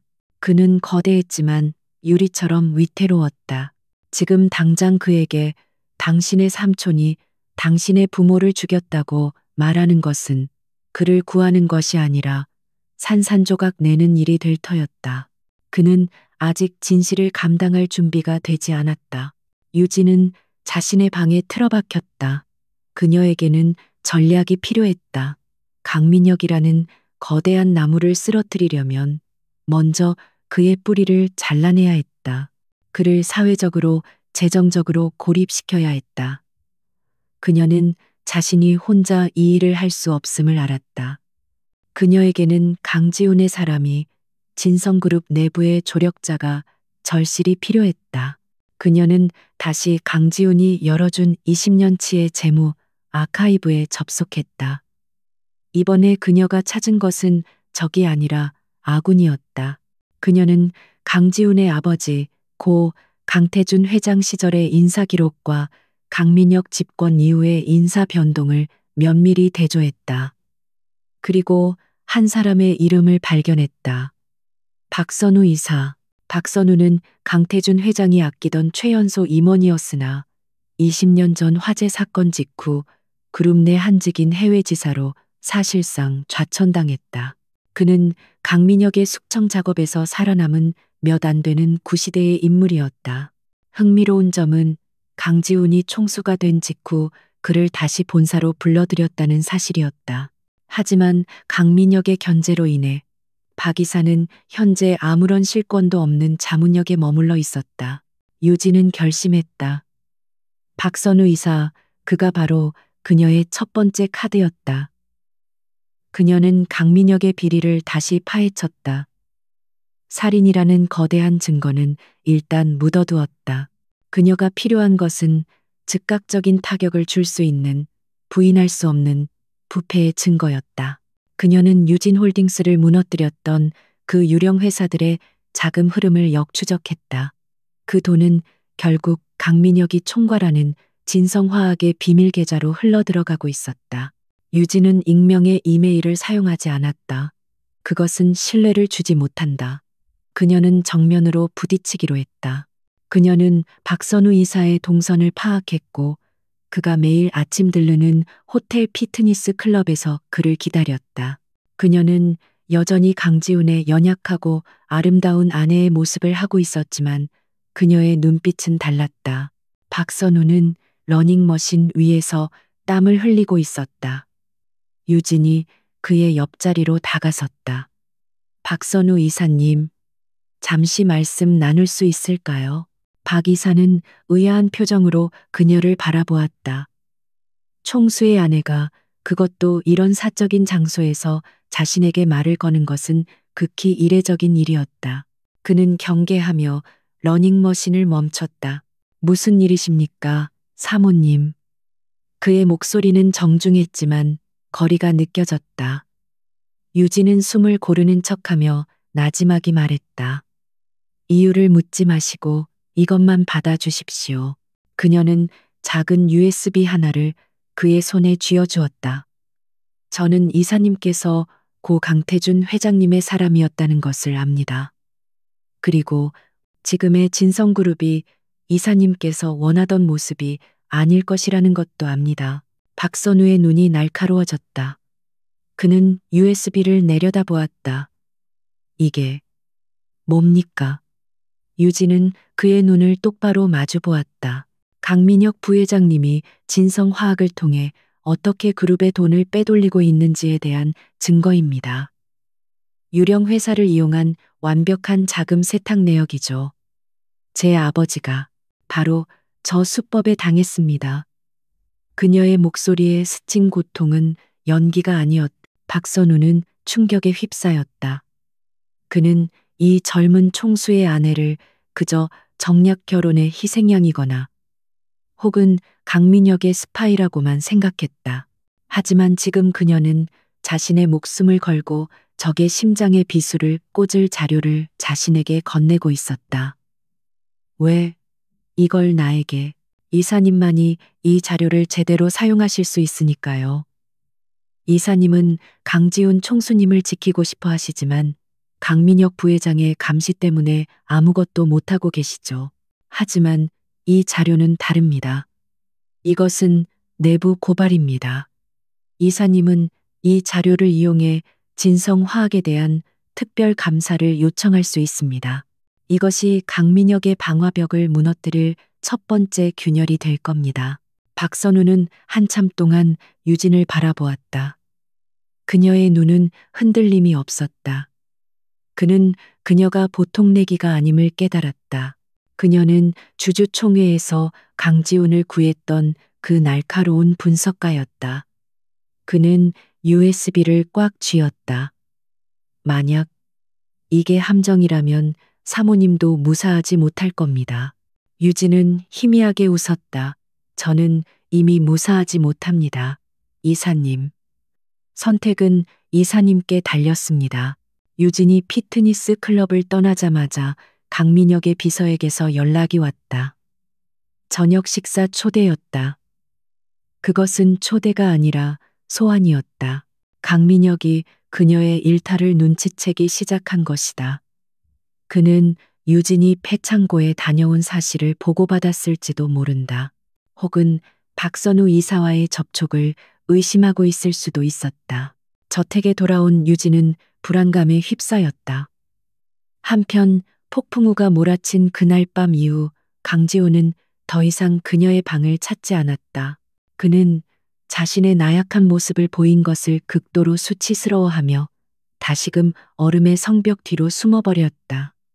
저택의 공기는 그 어느 때보다 차가웠다. 유진은 기묘한 상실감을 느꼈다.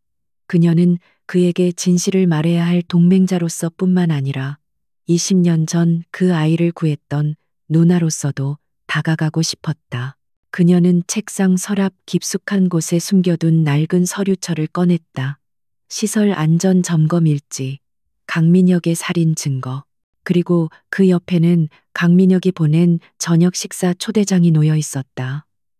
박선우 이사의 반격은 시작되었다. 강민혁의 의심도 시작되었다. 시간은 유진의 편이 아니었다. 그녀는 강지훈에게 모든 것을 말해야 할 순간이 다가오고 있음을 직감했다. 하지만 아직은 아니었다. 강민혁이 그녀를 옥죄어 오기 전에 강지훈이 진실을 받아들일 수 있도록 마지막 안전장치를 마련해야 했다. 강민혁이 보낸 저녁 식사, 초대장은 단두대 선고처럼 차갑게 책상 위에 놓여 있었다. 한유진은 그것을 말없이 내려다보았다. 이것은 함정이었다. 강민혁은 그녀가 폐창고에 다녀온 사실을 알았거나 혹은 박선우 이사와의 접촉을 눈치챈 것이 분명했다. 그가 그녀를 저택 밖 자신의 영역으로 불러내는 이유는 하나뿐이었다.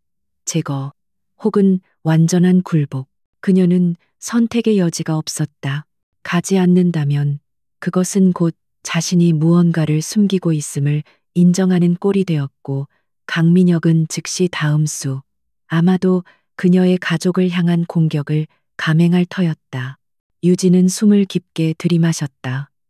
그녀는 방수 파우치에 20년 전에 시설 안전 점검 일지와 빛바랜 사진을 조심스럽게 넣었다. 그리고 그것을 속옷 깊숙이 몸에 밀착시켜 숨겼다. 그녀의 목숨보다 중요한 증거였다. 저택을 나서는 그녀의 등 뒤로 강지훈의 굳게 닫힌 서재 문이 보였다. 그는 여전히 침묵 속에 갇혀 있었다. 그녀는 그에게 마지막으로 도움을 청하고 싶었지만 증거 없이는 그저 히스테릭한 아내의 망상으로 치부될 뿐이었다. 그녀는 이 도박에서 이겨서 그 증거를 가지고 살아서 그에게 돌아와야만 했다. 약속된 장소는 강민혁 소유의 외딴 한정식 레스토랑이었다. 저택에서 보낸 차가 그녀를 태우고 어두운 교회의 도로를 달렸다. 유진은 창밖의 어둠을 응시하며 신경을 곤두세웠다. 비가 다시 내리기 시작했다. 빗줄기가 차창을 세차게 때렸다. 운전기사는 강민혁의 신복인 듯 단 한마디도 하지 않았다. 산길을 막 접어들었을 때였다. 뒤에서부터 무서운 속도로 달려온 검은색 세단 한 대가 거칠게 경적을 울렸다. 유진의 차가 속도를 늦추자 그 세단은 비틀거리며 옆 차선을 침범하더니 그대로 유진이 탄 차의 측면을 들이받았다. 악! 유진은 비명을 지르며 좌석에 몸을 부딪혔다. 무슨 짓입니까? 운전기사가 당황하며 소리쳤지만 검은 세단은 집요했다. 그것은 사고가 아니었다. 명백한 공격이었다. 세단은 다시 한번 더 강하게 유진이 앉은 뒷좌석 문을 향해 돌진했다. 쾅 하는 굉음과 함께 차가 균형을 잃고 가드레일을 들이받으며 미끄러졌다. 타이어 타는 냄새와 빗물이 깨진 창문으로 쏟아져 들어왔다. 차는 절벽 바로 앞 가드레일에 아슬아슬하게 걸쳐 멈춰 섰다. 운전기사는 핸들에 머리를 부딪혀 의식을 잃은 듯했다. 검은 세단이 그들 앞에 멈춰 섰고 건장한 남자 2명이 차에서 내렸다. 그들은 유진의 차를 확인하러 오는 것이 아니었다. 그녀를 처리하러 오는 것이었다. 유진은 공포로 숨이 막혔지만 그녀의 두뇌는 차갑게 작동했다. 그녀는 망설일 시간이 없었다. 그녀는 반대편 절벽을 향한 문을 필사적으로 밀었다. 문은 찌그러져 잘 열리지 않았지만 그녀는 마지막 힘을 다해 틈을 만들고 빗속으로 몸을 굴려 빠져나왔다. 거기서 남자들이 소리쳤다. 유진은 뒤도 돌아보지 않고 절벽 아래 숲속으로 뛰어내렸다. 가파른 비탈길이었다. 그녀는 구두가 벗겨지는 것도 나뭇가지에 살이 찢기는 것도 아랑곳하지 않았다. 빗물과 흙탕물이 범벅이 되어 비탈을 굴렀다. 그녀의 머릿속에는 오직 하나의 생각뿐이었다. 살아야 한다. 지훈에게 가야 한다. 남자들의 욕설과 그녀를 쫓는 발소리가 위에서 들렸다. 그녀는 필사적으로 강물을 향해 달렸다. 비로 불어난 작은 강에 몸을 던졌다.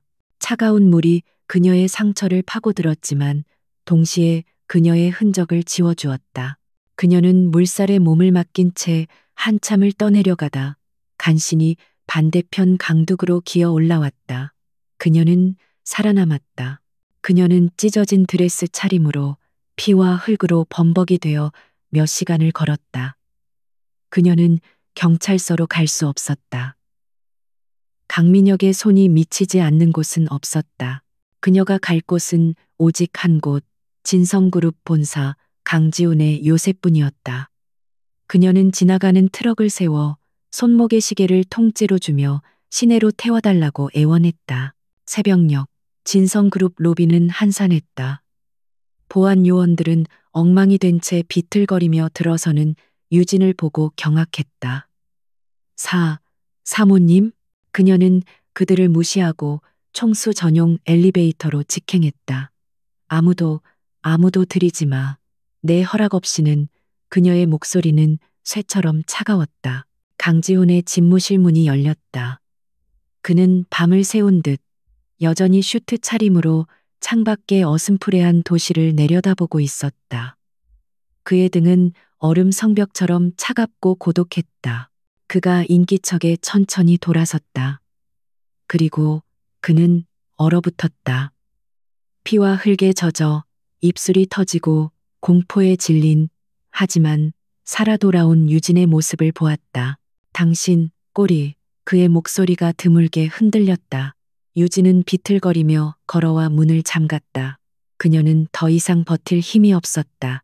강민혁, 당신 삼촌이 날 죽이려고 했어. 그녀의 목소리가 갈라져 나왔다. 강지훈의 눈이 차갑게 빛났다. 증거? 유진은 허탈하게 웃었다. 그녀는 몸속에 숨겨두었던 젖은 방수 파우치를 꺼냈다. 그녀의 손이 너무 심하게 떨려 제대로 열지도 못했다. 그녀는 그것을 통째로 그의 책상 위에 던졌다. 그가 날 죽이려는 이유. 여기 있어. 강지훈은 파우치를 열어 빗물에 번진 낡은 서류를 꺼내 들었다. 그는 시설 안전점검 일지를 읽어 내려갔다. 그의 표정은 변하지 않았지만 그가 쥔 서류의 가장자리가 파르르 떨리고 있었다. 시구역 방화벽, 스프링클러, 임시 폐쇄. 그는 속삭이듯 읽었다. 그리고 마지막 서명란에 적힌 세 글자. KMH. 거짓말이야. 강지훈이 중얼거렸다.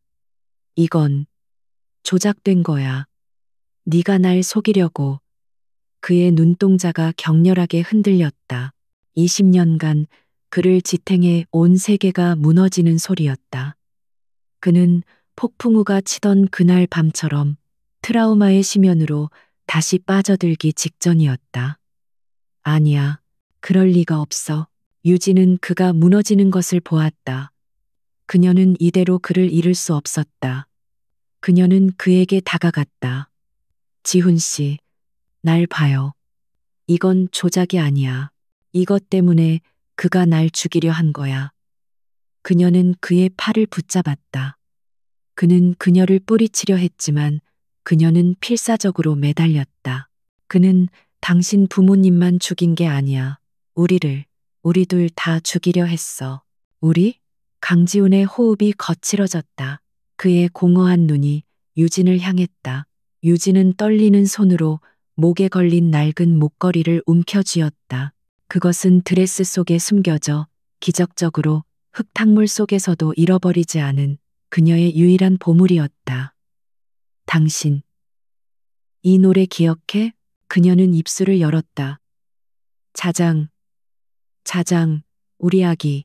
그녀의 목소리는 지치고 갈라졌지만 20년 전 그날처럼 끔찍한 공포 속에서도 그를 안심시켰던 그 멜로디가 흘러나왔다. 강지훈의 동공이 지진이라도 난 듯 흔들렸다. 그 노래, 당신이. 유진은 목걸이를 풀었다. 그것은 반으로 쪼개진 낡은 백금 로켓의 한쪽이었다. 달 모양의 조각이었다. 당신이 이걸 줬어. 그 창고에서, 불길 속에서 당신은 해 모양 조각을 가지고 있었어. 우린 함께 있었어. 지훈아, 내가 당신을 구했던 그 소녀야. 그것은 마지막 결정타였다. 강지훈의 머릿속에서 모든 조각이 맞춰졌다. 밤마다 무의식적으로 찾았던 온기, 폭풍우 속에서 들려온 기적 같은 자장가, 그리고 지금 20년 전의 악몽과 현재의 비극이 한유진이라는 하나의 진실로 연결되었다. 그녀는 강민혁이 심은 스파이가 아니었다. 그녀는 그의 과거이자 그의 유일한 구원이었다. 강지훈의 눈에서 눈물이 흘렀다. 얼음 황제의 가면이 완전히 깨어졌다. 그는 그녀가 내민 달 조각을 떨리는 손으로 받아들었다. 그리고 그는 무너져 내렸다. 그 거대한 몸이 유진의 부축을 받으며 바닥에 주저앉았다. 그는 짐승처럼 울부짖었다.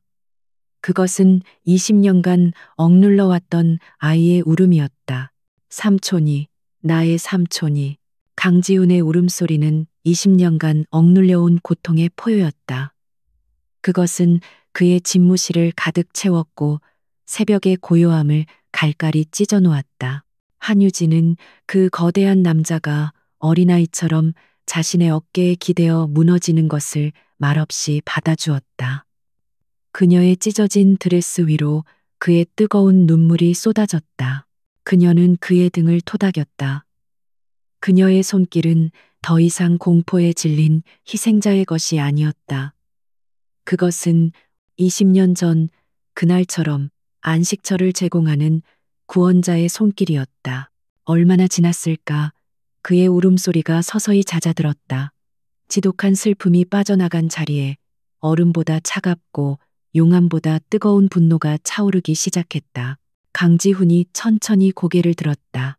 그의 눈은 붉게 충혈되었지만 더 이상 공허하거나 흔들리지 않았다. 20년간 그를 지배했던 트라우마의 안개가 걷혔다. 그 자리에는 얼음 황제의 가면도 상처 입은 아이의 나약함도 없었다. 오직 사자의 분노만이 번뜩이고 있었다. 그는 유진을 바라보았다. 흙과 피로 범벅이 된 그녀의 얼굴, 찢어진 입술, 상처투성이의 팔. 그녀가 자신을 위해 지옥 불속을 다시 한번 걸었다는 것을 깨달았다. 그는 떨리는 손으로 그녀의 뺨을 감쌌다. 그의 손길은 더 이상 밤의 몽유병 환자처럼 무의식적이지 않았다. 그것은 명백한 의지와 보호의 손길이었다. 다쳤군. 그의 목소리는 낮고 거칠었다. 많이 다쳤어. 유진은 고개를 저었다. 괜찮아요. 그녀가 대답했다. 우린 살아남았어요. 강지훈은 천천히 일어섰다. 그는 유진도 함께 일으켜 세웠다.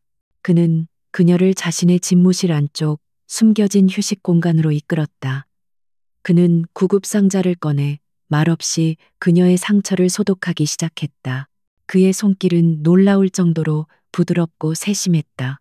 유진은 그가 자신의 상처를 닦아주는 동안 그의 눈동자에서 타오르는 결의를 보았다. 그는 강지훈이 마침내 입을 열었다. 그의 목소리는 강철처럼 차가웠다. 자신이 한 짓에 대한 대가를 치르게 될 거야. 오늘, 지금 당장. 그는 유진의 상처에 마지막 반창고를 붙이고는 자신의 셔츠를 벗어 그녀의 어깨에 걸쳐 주었다. 그리고 그는 자신의 책상으로 돌아갔다. 그는 더 이상 망설이지 않았다.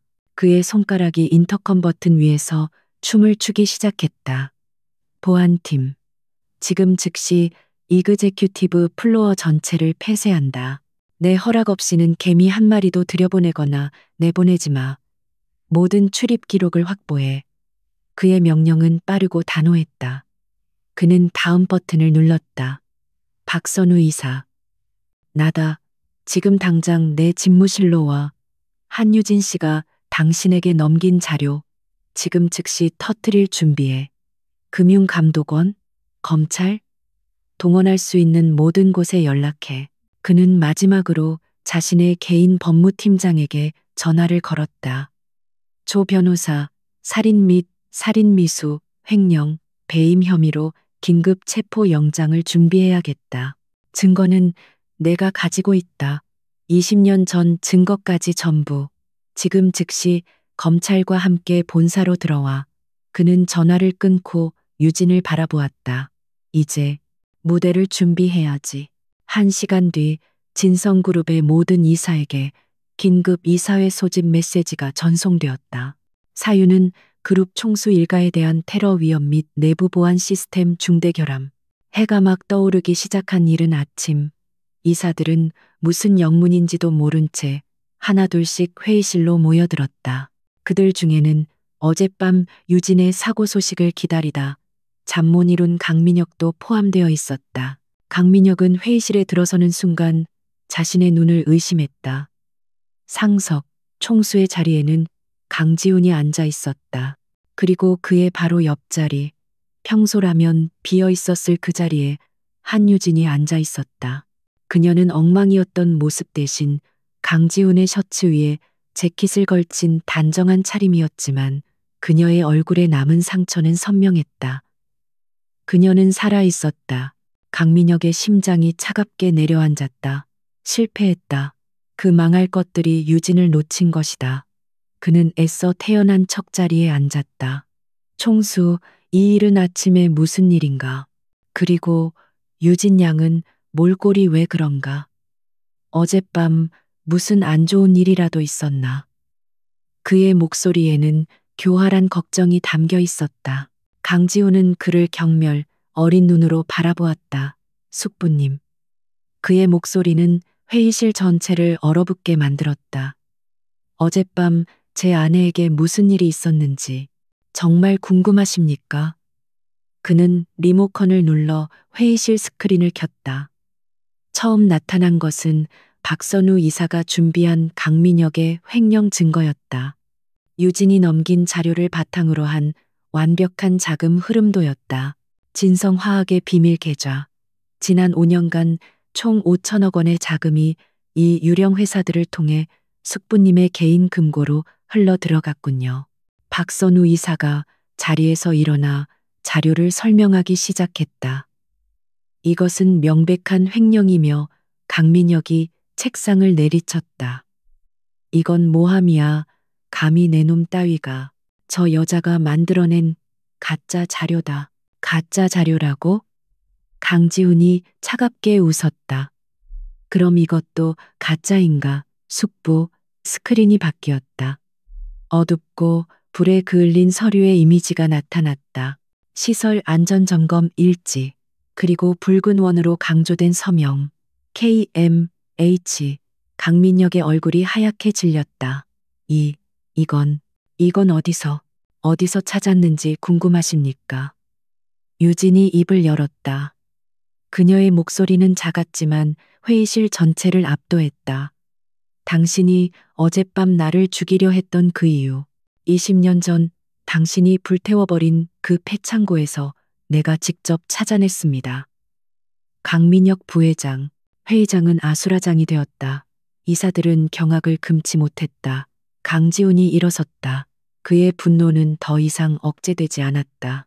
당신은 돈만 훔친 게 아니야. 당신은 내 부모님을 죽였어. 그의 포효에 모두가 숨을 죽였다. 그 VIP 방문 경로, 방화벽과 스프링클러를 꺼버린 그곳으로 당신이 직접 내 부모님을 안내했지. 내가 보는 앞에서. 강민혁은 이성을 잃었다. 증거 없어. 그딴 낡은 종이 쪼가리 하나로 날. 증거가 왜 없어? 강지훈이 소리쳤다. 내가 증거야. 그리고 여기 내 아내가 증거다. 강지훈은 유진의 손을 잡아 일으켜 세웠다. 그는 유진의 목에서 그달 모양 로켓을 꺼내 들었다. 이사들은 이 로켓이 낯설지 않을 텐데 내 어머니의 유품이지. 두 조각 중 하나. 그는 유진을 바라보며 말을 이었다. 당신은 어젯밤 내 아내를 죽이려 했지. 하지만 당신이 몰랐던 사실이 하나 있어. 강민혁. 당신이 죽이려 한 여자는 20년 전 당신이 죽이지 못했던 바로 그 소녀라는 사실을. 강지훈이 유진의 로켓을 높이 치켜들었다. 그 지옥불 속에서 나를 구해낸 나의 언더면 다른 인이다. 그것은 모든 것을 끝내는 선언이었다. 강민혁은 완전히 무너졌다. 그의 계획, 그의 야망, 모든 것이 한순간에 재가 되어버렸다. 그는 발악하듯 유진에게 달려들었다. 네가 네가 모든 걸 망쳤어. 죽어. 하지만 그가 유진에게 닿기도 전에 회의실 문이 열리고 보안 요원들과 검사들이 들이닥쳤다. 강민혁 씨, 살인, 살인 미수, 업무상 횡령 혐의로 긴급 체포합니다. 검사가 영장을 내밀었다. 강민혁은 짐승처럼 발버둥 쳤다. 이거 놔. 내가 진성이다. 내가. 그는 박선우 이사의 차가운 시선과 마주쳤다. 끝났네. 강민혁. 강민혁은 보안 요원들에게 끌려나가며 마지막까지 강지훈과 유진을 향해 저주를 퍼부었다. 회의실은 공황 상태에 빠졌다. 진성그룹은 뿌리째 흔들리고 있었다. 기자들이 로비로 몰려들고 있다는 보고가 들어왔다. 이사들이 강지훈을 향해 소리쳤다. 총수, 이게 무슨 일입니까? 그룹이 무너집니다. 강지훈은 그 모든 혼란의 중심에 태풍의 눈처럼 고요하게 서 있었다. 그는 모든 소음을 무시했다. 그는 아드레날린이 빠져나가 창백하게 떨고 있는 유진에게로 시선을 돌렸다. 그는 모든 이사들이 보는 앞에서 그녀를 자신의 곁으로 끌어당겼다. 그리고 그녀의 손을, 그를 구원했던 그 손을 단단히 움켜쥐었다. 그는 이사들을 향해 돌아섰다. 그의 눈은 사자의 그것이었다. 청소는 지금부터 시작이다. 회의실의 광풍이 지나간 자리는 공허한 정적으로 채워졌다. 이사들은 제가 되어버린 강민혁의 흔적과 그 폐허 위에 우뚝 선 강지훈을 망연자실하게 바라보았다. 강지훈은 더 이상 그들의 동요에 눈길조차 주지 않았다. 그의 시선은 오직 곁에 선 한유진에게만 고정되어 있었다. 그녀는 지쳐 보였지만 무너지지 않았다. 그녀는 그의 손을 마주 잡았다. 그룹은 이제 어떻게 되는 겁니까? 총수, 한 이사가 절박하게 외쳤다. 로비에서 몰려든 기자들의 아우성이 여기까지 들려오는 듯했다. 진성그룹, 철옹성 같던 제국이 20년 묵은 살인 스캔들과 총수 일가의 비리로 뿌리째 흔들리고 있었다. 강지훈은 천천히 이사들을 둘러보았다. 그의 눈에는 한 점의 두려움도 없었다. 청소는 이제 시작이라고 했을 텐데요. 그의 목소리는 낮고 차가웠지만 이상하게도 안정감이 있었다. 진성그룹은 20년간 썩은 뿌리 위에 서 있었습니다. 오늘 그 뿌리를 도려낸 겁니다. 아플 겁니다. 주가는 폭락하겠죠. 하지만 썩은 살을 잘라내지 않으면 결국 모든 것이 괴사합니다. 그는 유진의 손을 살짝 고쳐 잡았다. 그리고 제 곁에는 진성그룹의 미래를 재설계할 최고의 분석가가 있습니다. 그가 유진을 바라보며 말했다. 그것은 단순한 소개가 아니었다.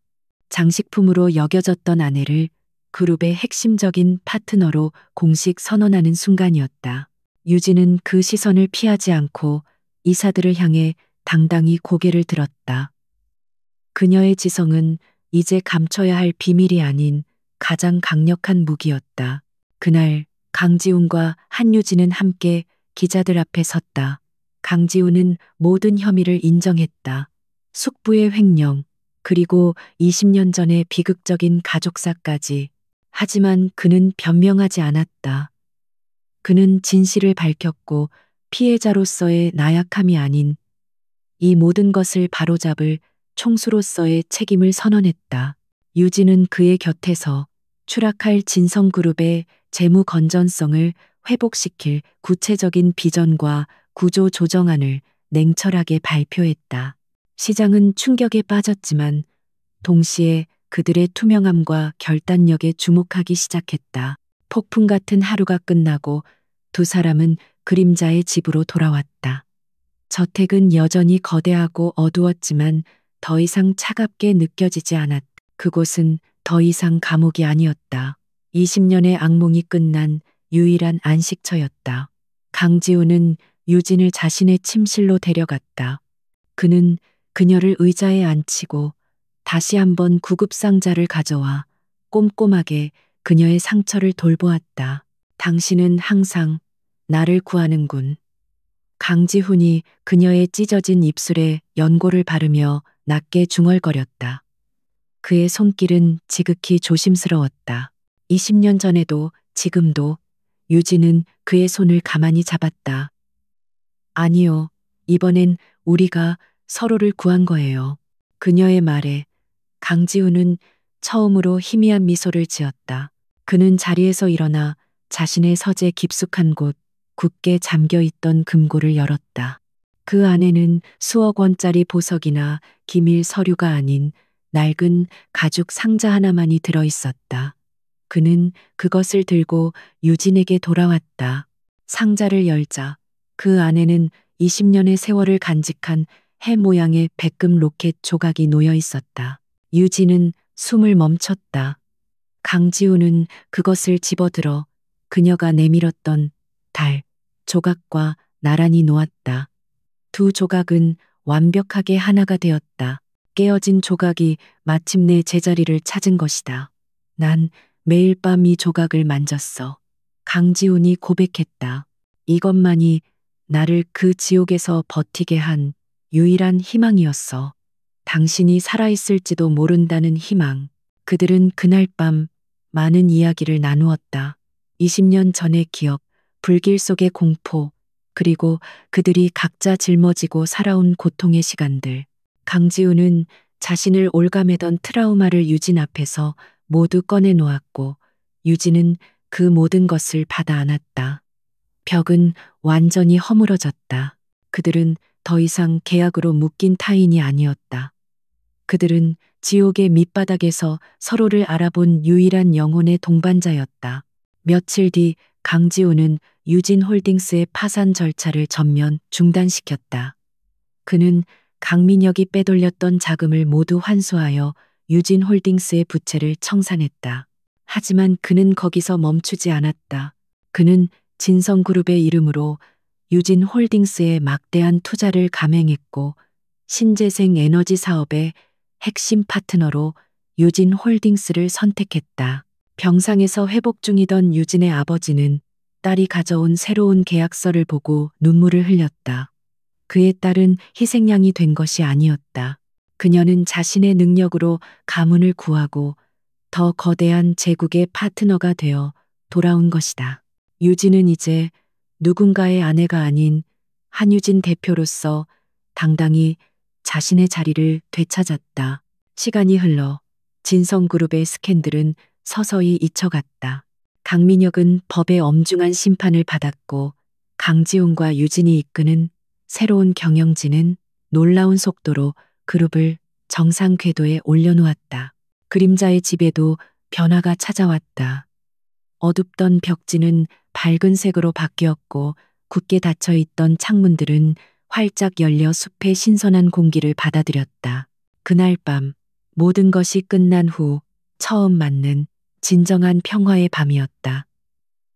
유진은 자신의 방, 이제는 따뜻한 온기가 감도는 그 방에서 책을 읽고 있었다. 그녀는 더 이상 그가 올까봐 긴장하지 않았다. 그때 노크 소리가 들렸다. 몽유병 환자의 불규칙한 발소리가 아닌 또렷하고 의식적인 노크였다. 강지훈이 문을 열고 들어섰다. 그는 편안한 실내복 차림이었지만 그의 눈은 그 어느 때보다 맑고 깊었다. 그는 침대 옆에 서서 조금은 망설이는 듯 하지만 확고한 시선으로 그녀를 바라보았다. 오늘 밤은 악몽을 꾸지 않았어. 그가 낮게 말했다. 당신 덕분에 이젠 그럴 필요가 없어졌지. 유진은 책을 덮고 그를 바라보았다. 다행이네요. 그녀가 부드럽게 미소 지었다. 강지우는 침대 가장자리에 조심스럽게 걸터 앉았다. 그는 유진의 손을 잡았다. 그의 손은 따뜻했다. 유진 씨, 그가 그녀의 이름을 불렀다. 지난 몇 달간 나는 매일 밤 당신을 안았소. 하지만 그건 내가 아니었어. 그건 과거에 갇힌 내 악몽이 당신에게서 구원을 찾으려 했던 무의식적인 발버둥이었지. 그는 그녀의 손을 자신의 뺨으로 가져갔다. 하지만 지금은 달라. 그의 뜨거운 숨결이 그녀의 손바닥에 닿았다. 지금은 내가 강지훈이라는 이 남자가 의식이 깨어있는 이 내가 당신을 원해. 나의 구원자로서가 아니라 나의 아내 한유진으로서. 그는 천천히 그녀에게 다가갔다. 그의 입술이 그녀의 입술에 닿았다. 그것은 결혼식 날의 차가운 접촉도 밤의 절박한 매달림도 아니었다. 그것은 20년의 그리움과 지독한 고통을 함께 이겨낸 동지애와 그리고 이제 막 피어나는 깊은 사랑이 담긴 뜨겁고 부드러운 입맞춤이었다. 유진은 눈을 감고 그의 목을 끌어안았다. 강지우는 그녀를 자신의 품으로 깊이 끌어당겼다. 그가 그녀를 안고 침대에 누웠을 때 그들의 몸짓에는 더 이상 공포나 절박함이 없었다. 오직 서로를 향한 완전한 신뢰와 따뜻한 사랑만이 가득했다. 그날 밤 강지우는 악몽 없는 깊은 잠을 잤다. 하지만 그가 그녀를 품에 안은 것은 더 이상 잠을 자기 위해서가 아니었다. 그것은 사랑이었다. 몇 달 뒤 이른 새벽, 빛의 집이라 이름이 바뀐 저택의 테라스에서 유진은 강지훈의 품에 안겨 떠오르는 태양을 바라보고 있었다. 유진 홀딩스와 진성그룹은 성공적인 합병을 통해 새로운 시대를 열었고 두 사람은 재계에서 가장 주목받는 파워 커플이 되었다. 따뜻하군. 강지훈이 그녀의 이마에 입을 맞추며 속삭였다. 유진은 그의 가슴에 편안하게 기댔다. 지독하게 길었던 밤이 끝나고 마침내 그들의 삶의 진정한 새벽의 따스함이 찾아오고 있었다. 계약으로 시작된 인연은 20년의 시간을 돌고 돌아 진정한 사랑으로 완성되었다.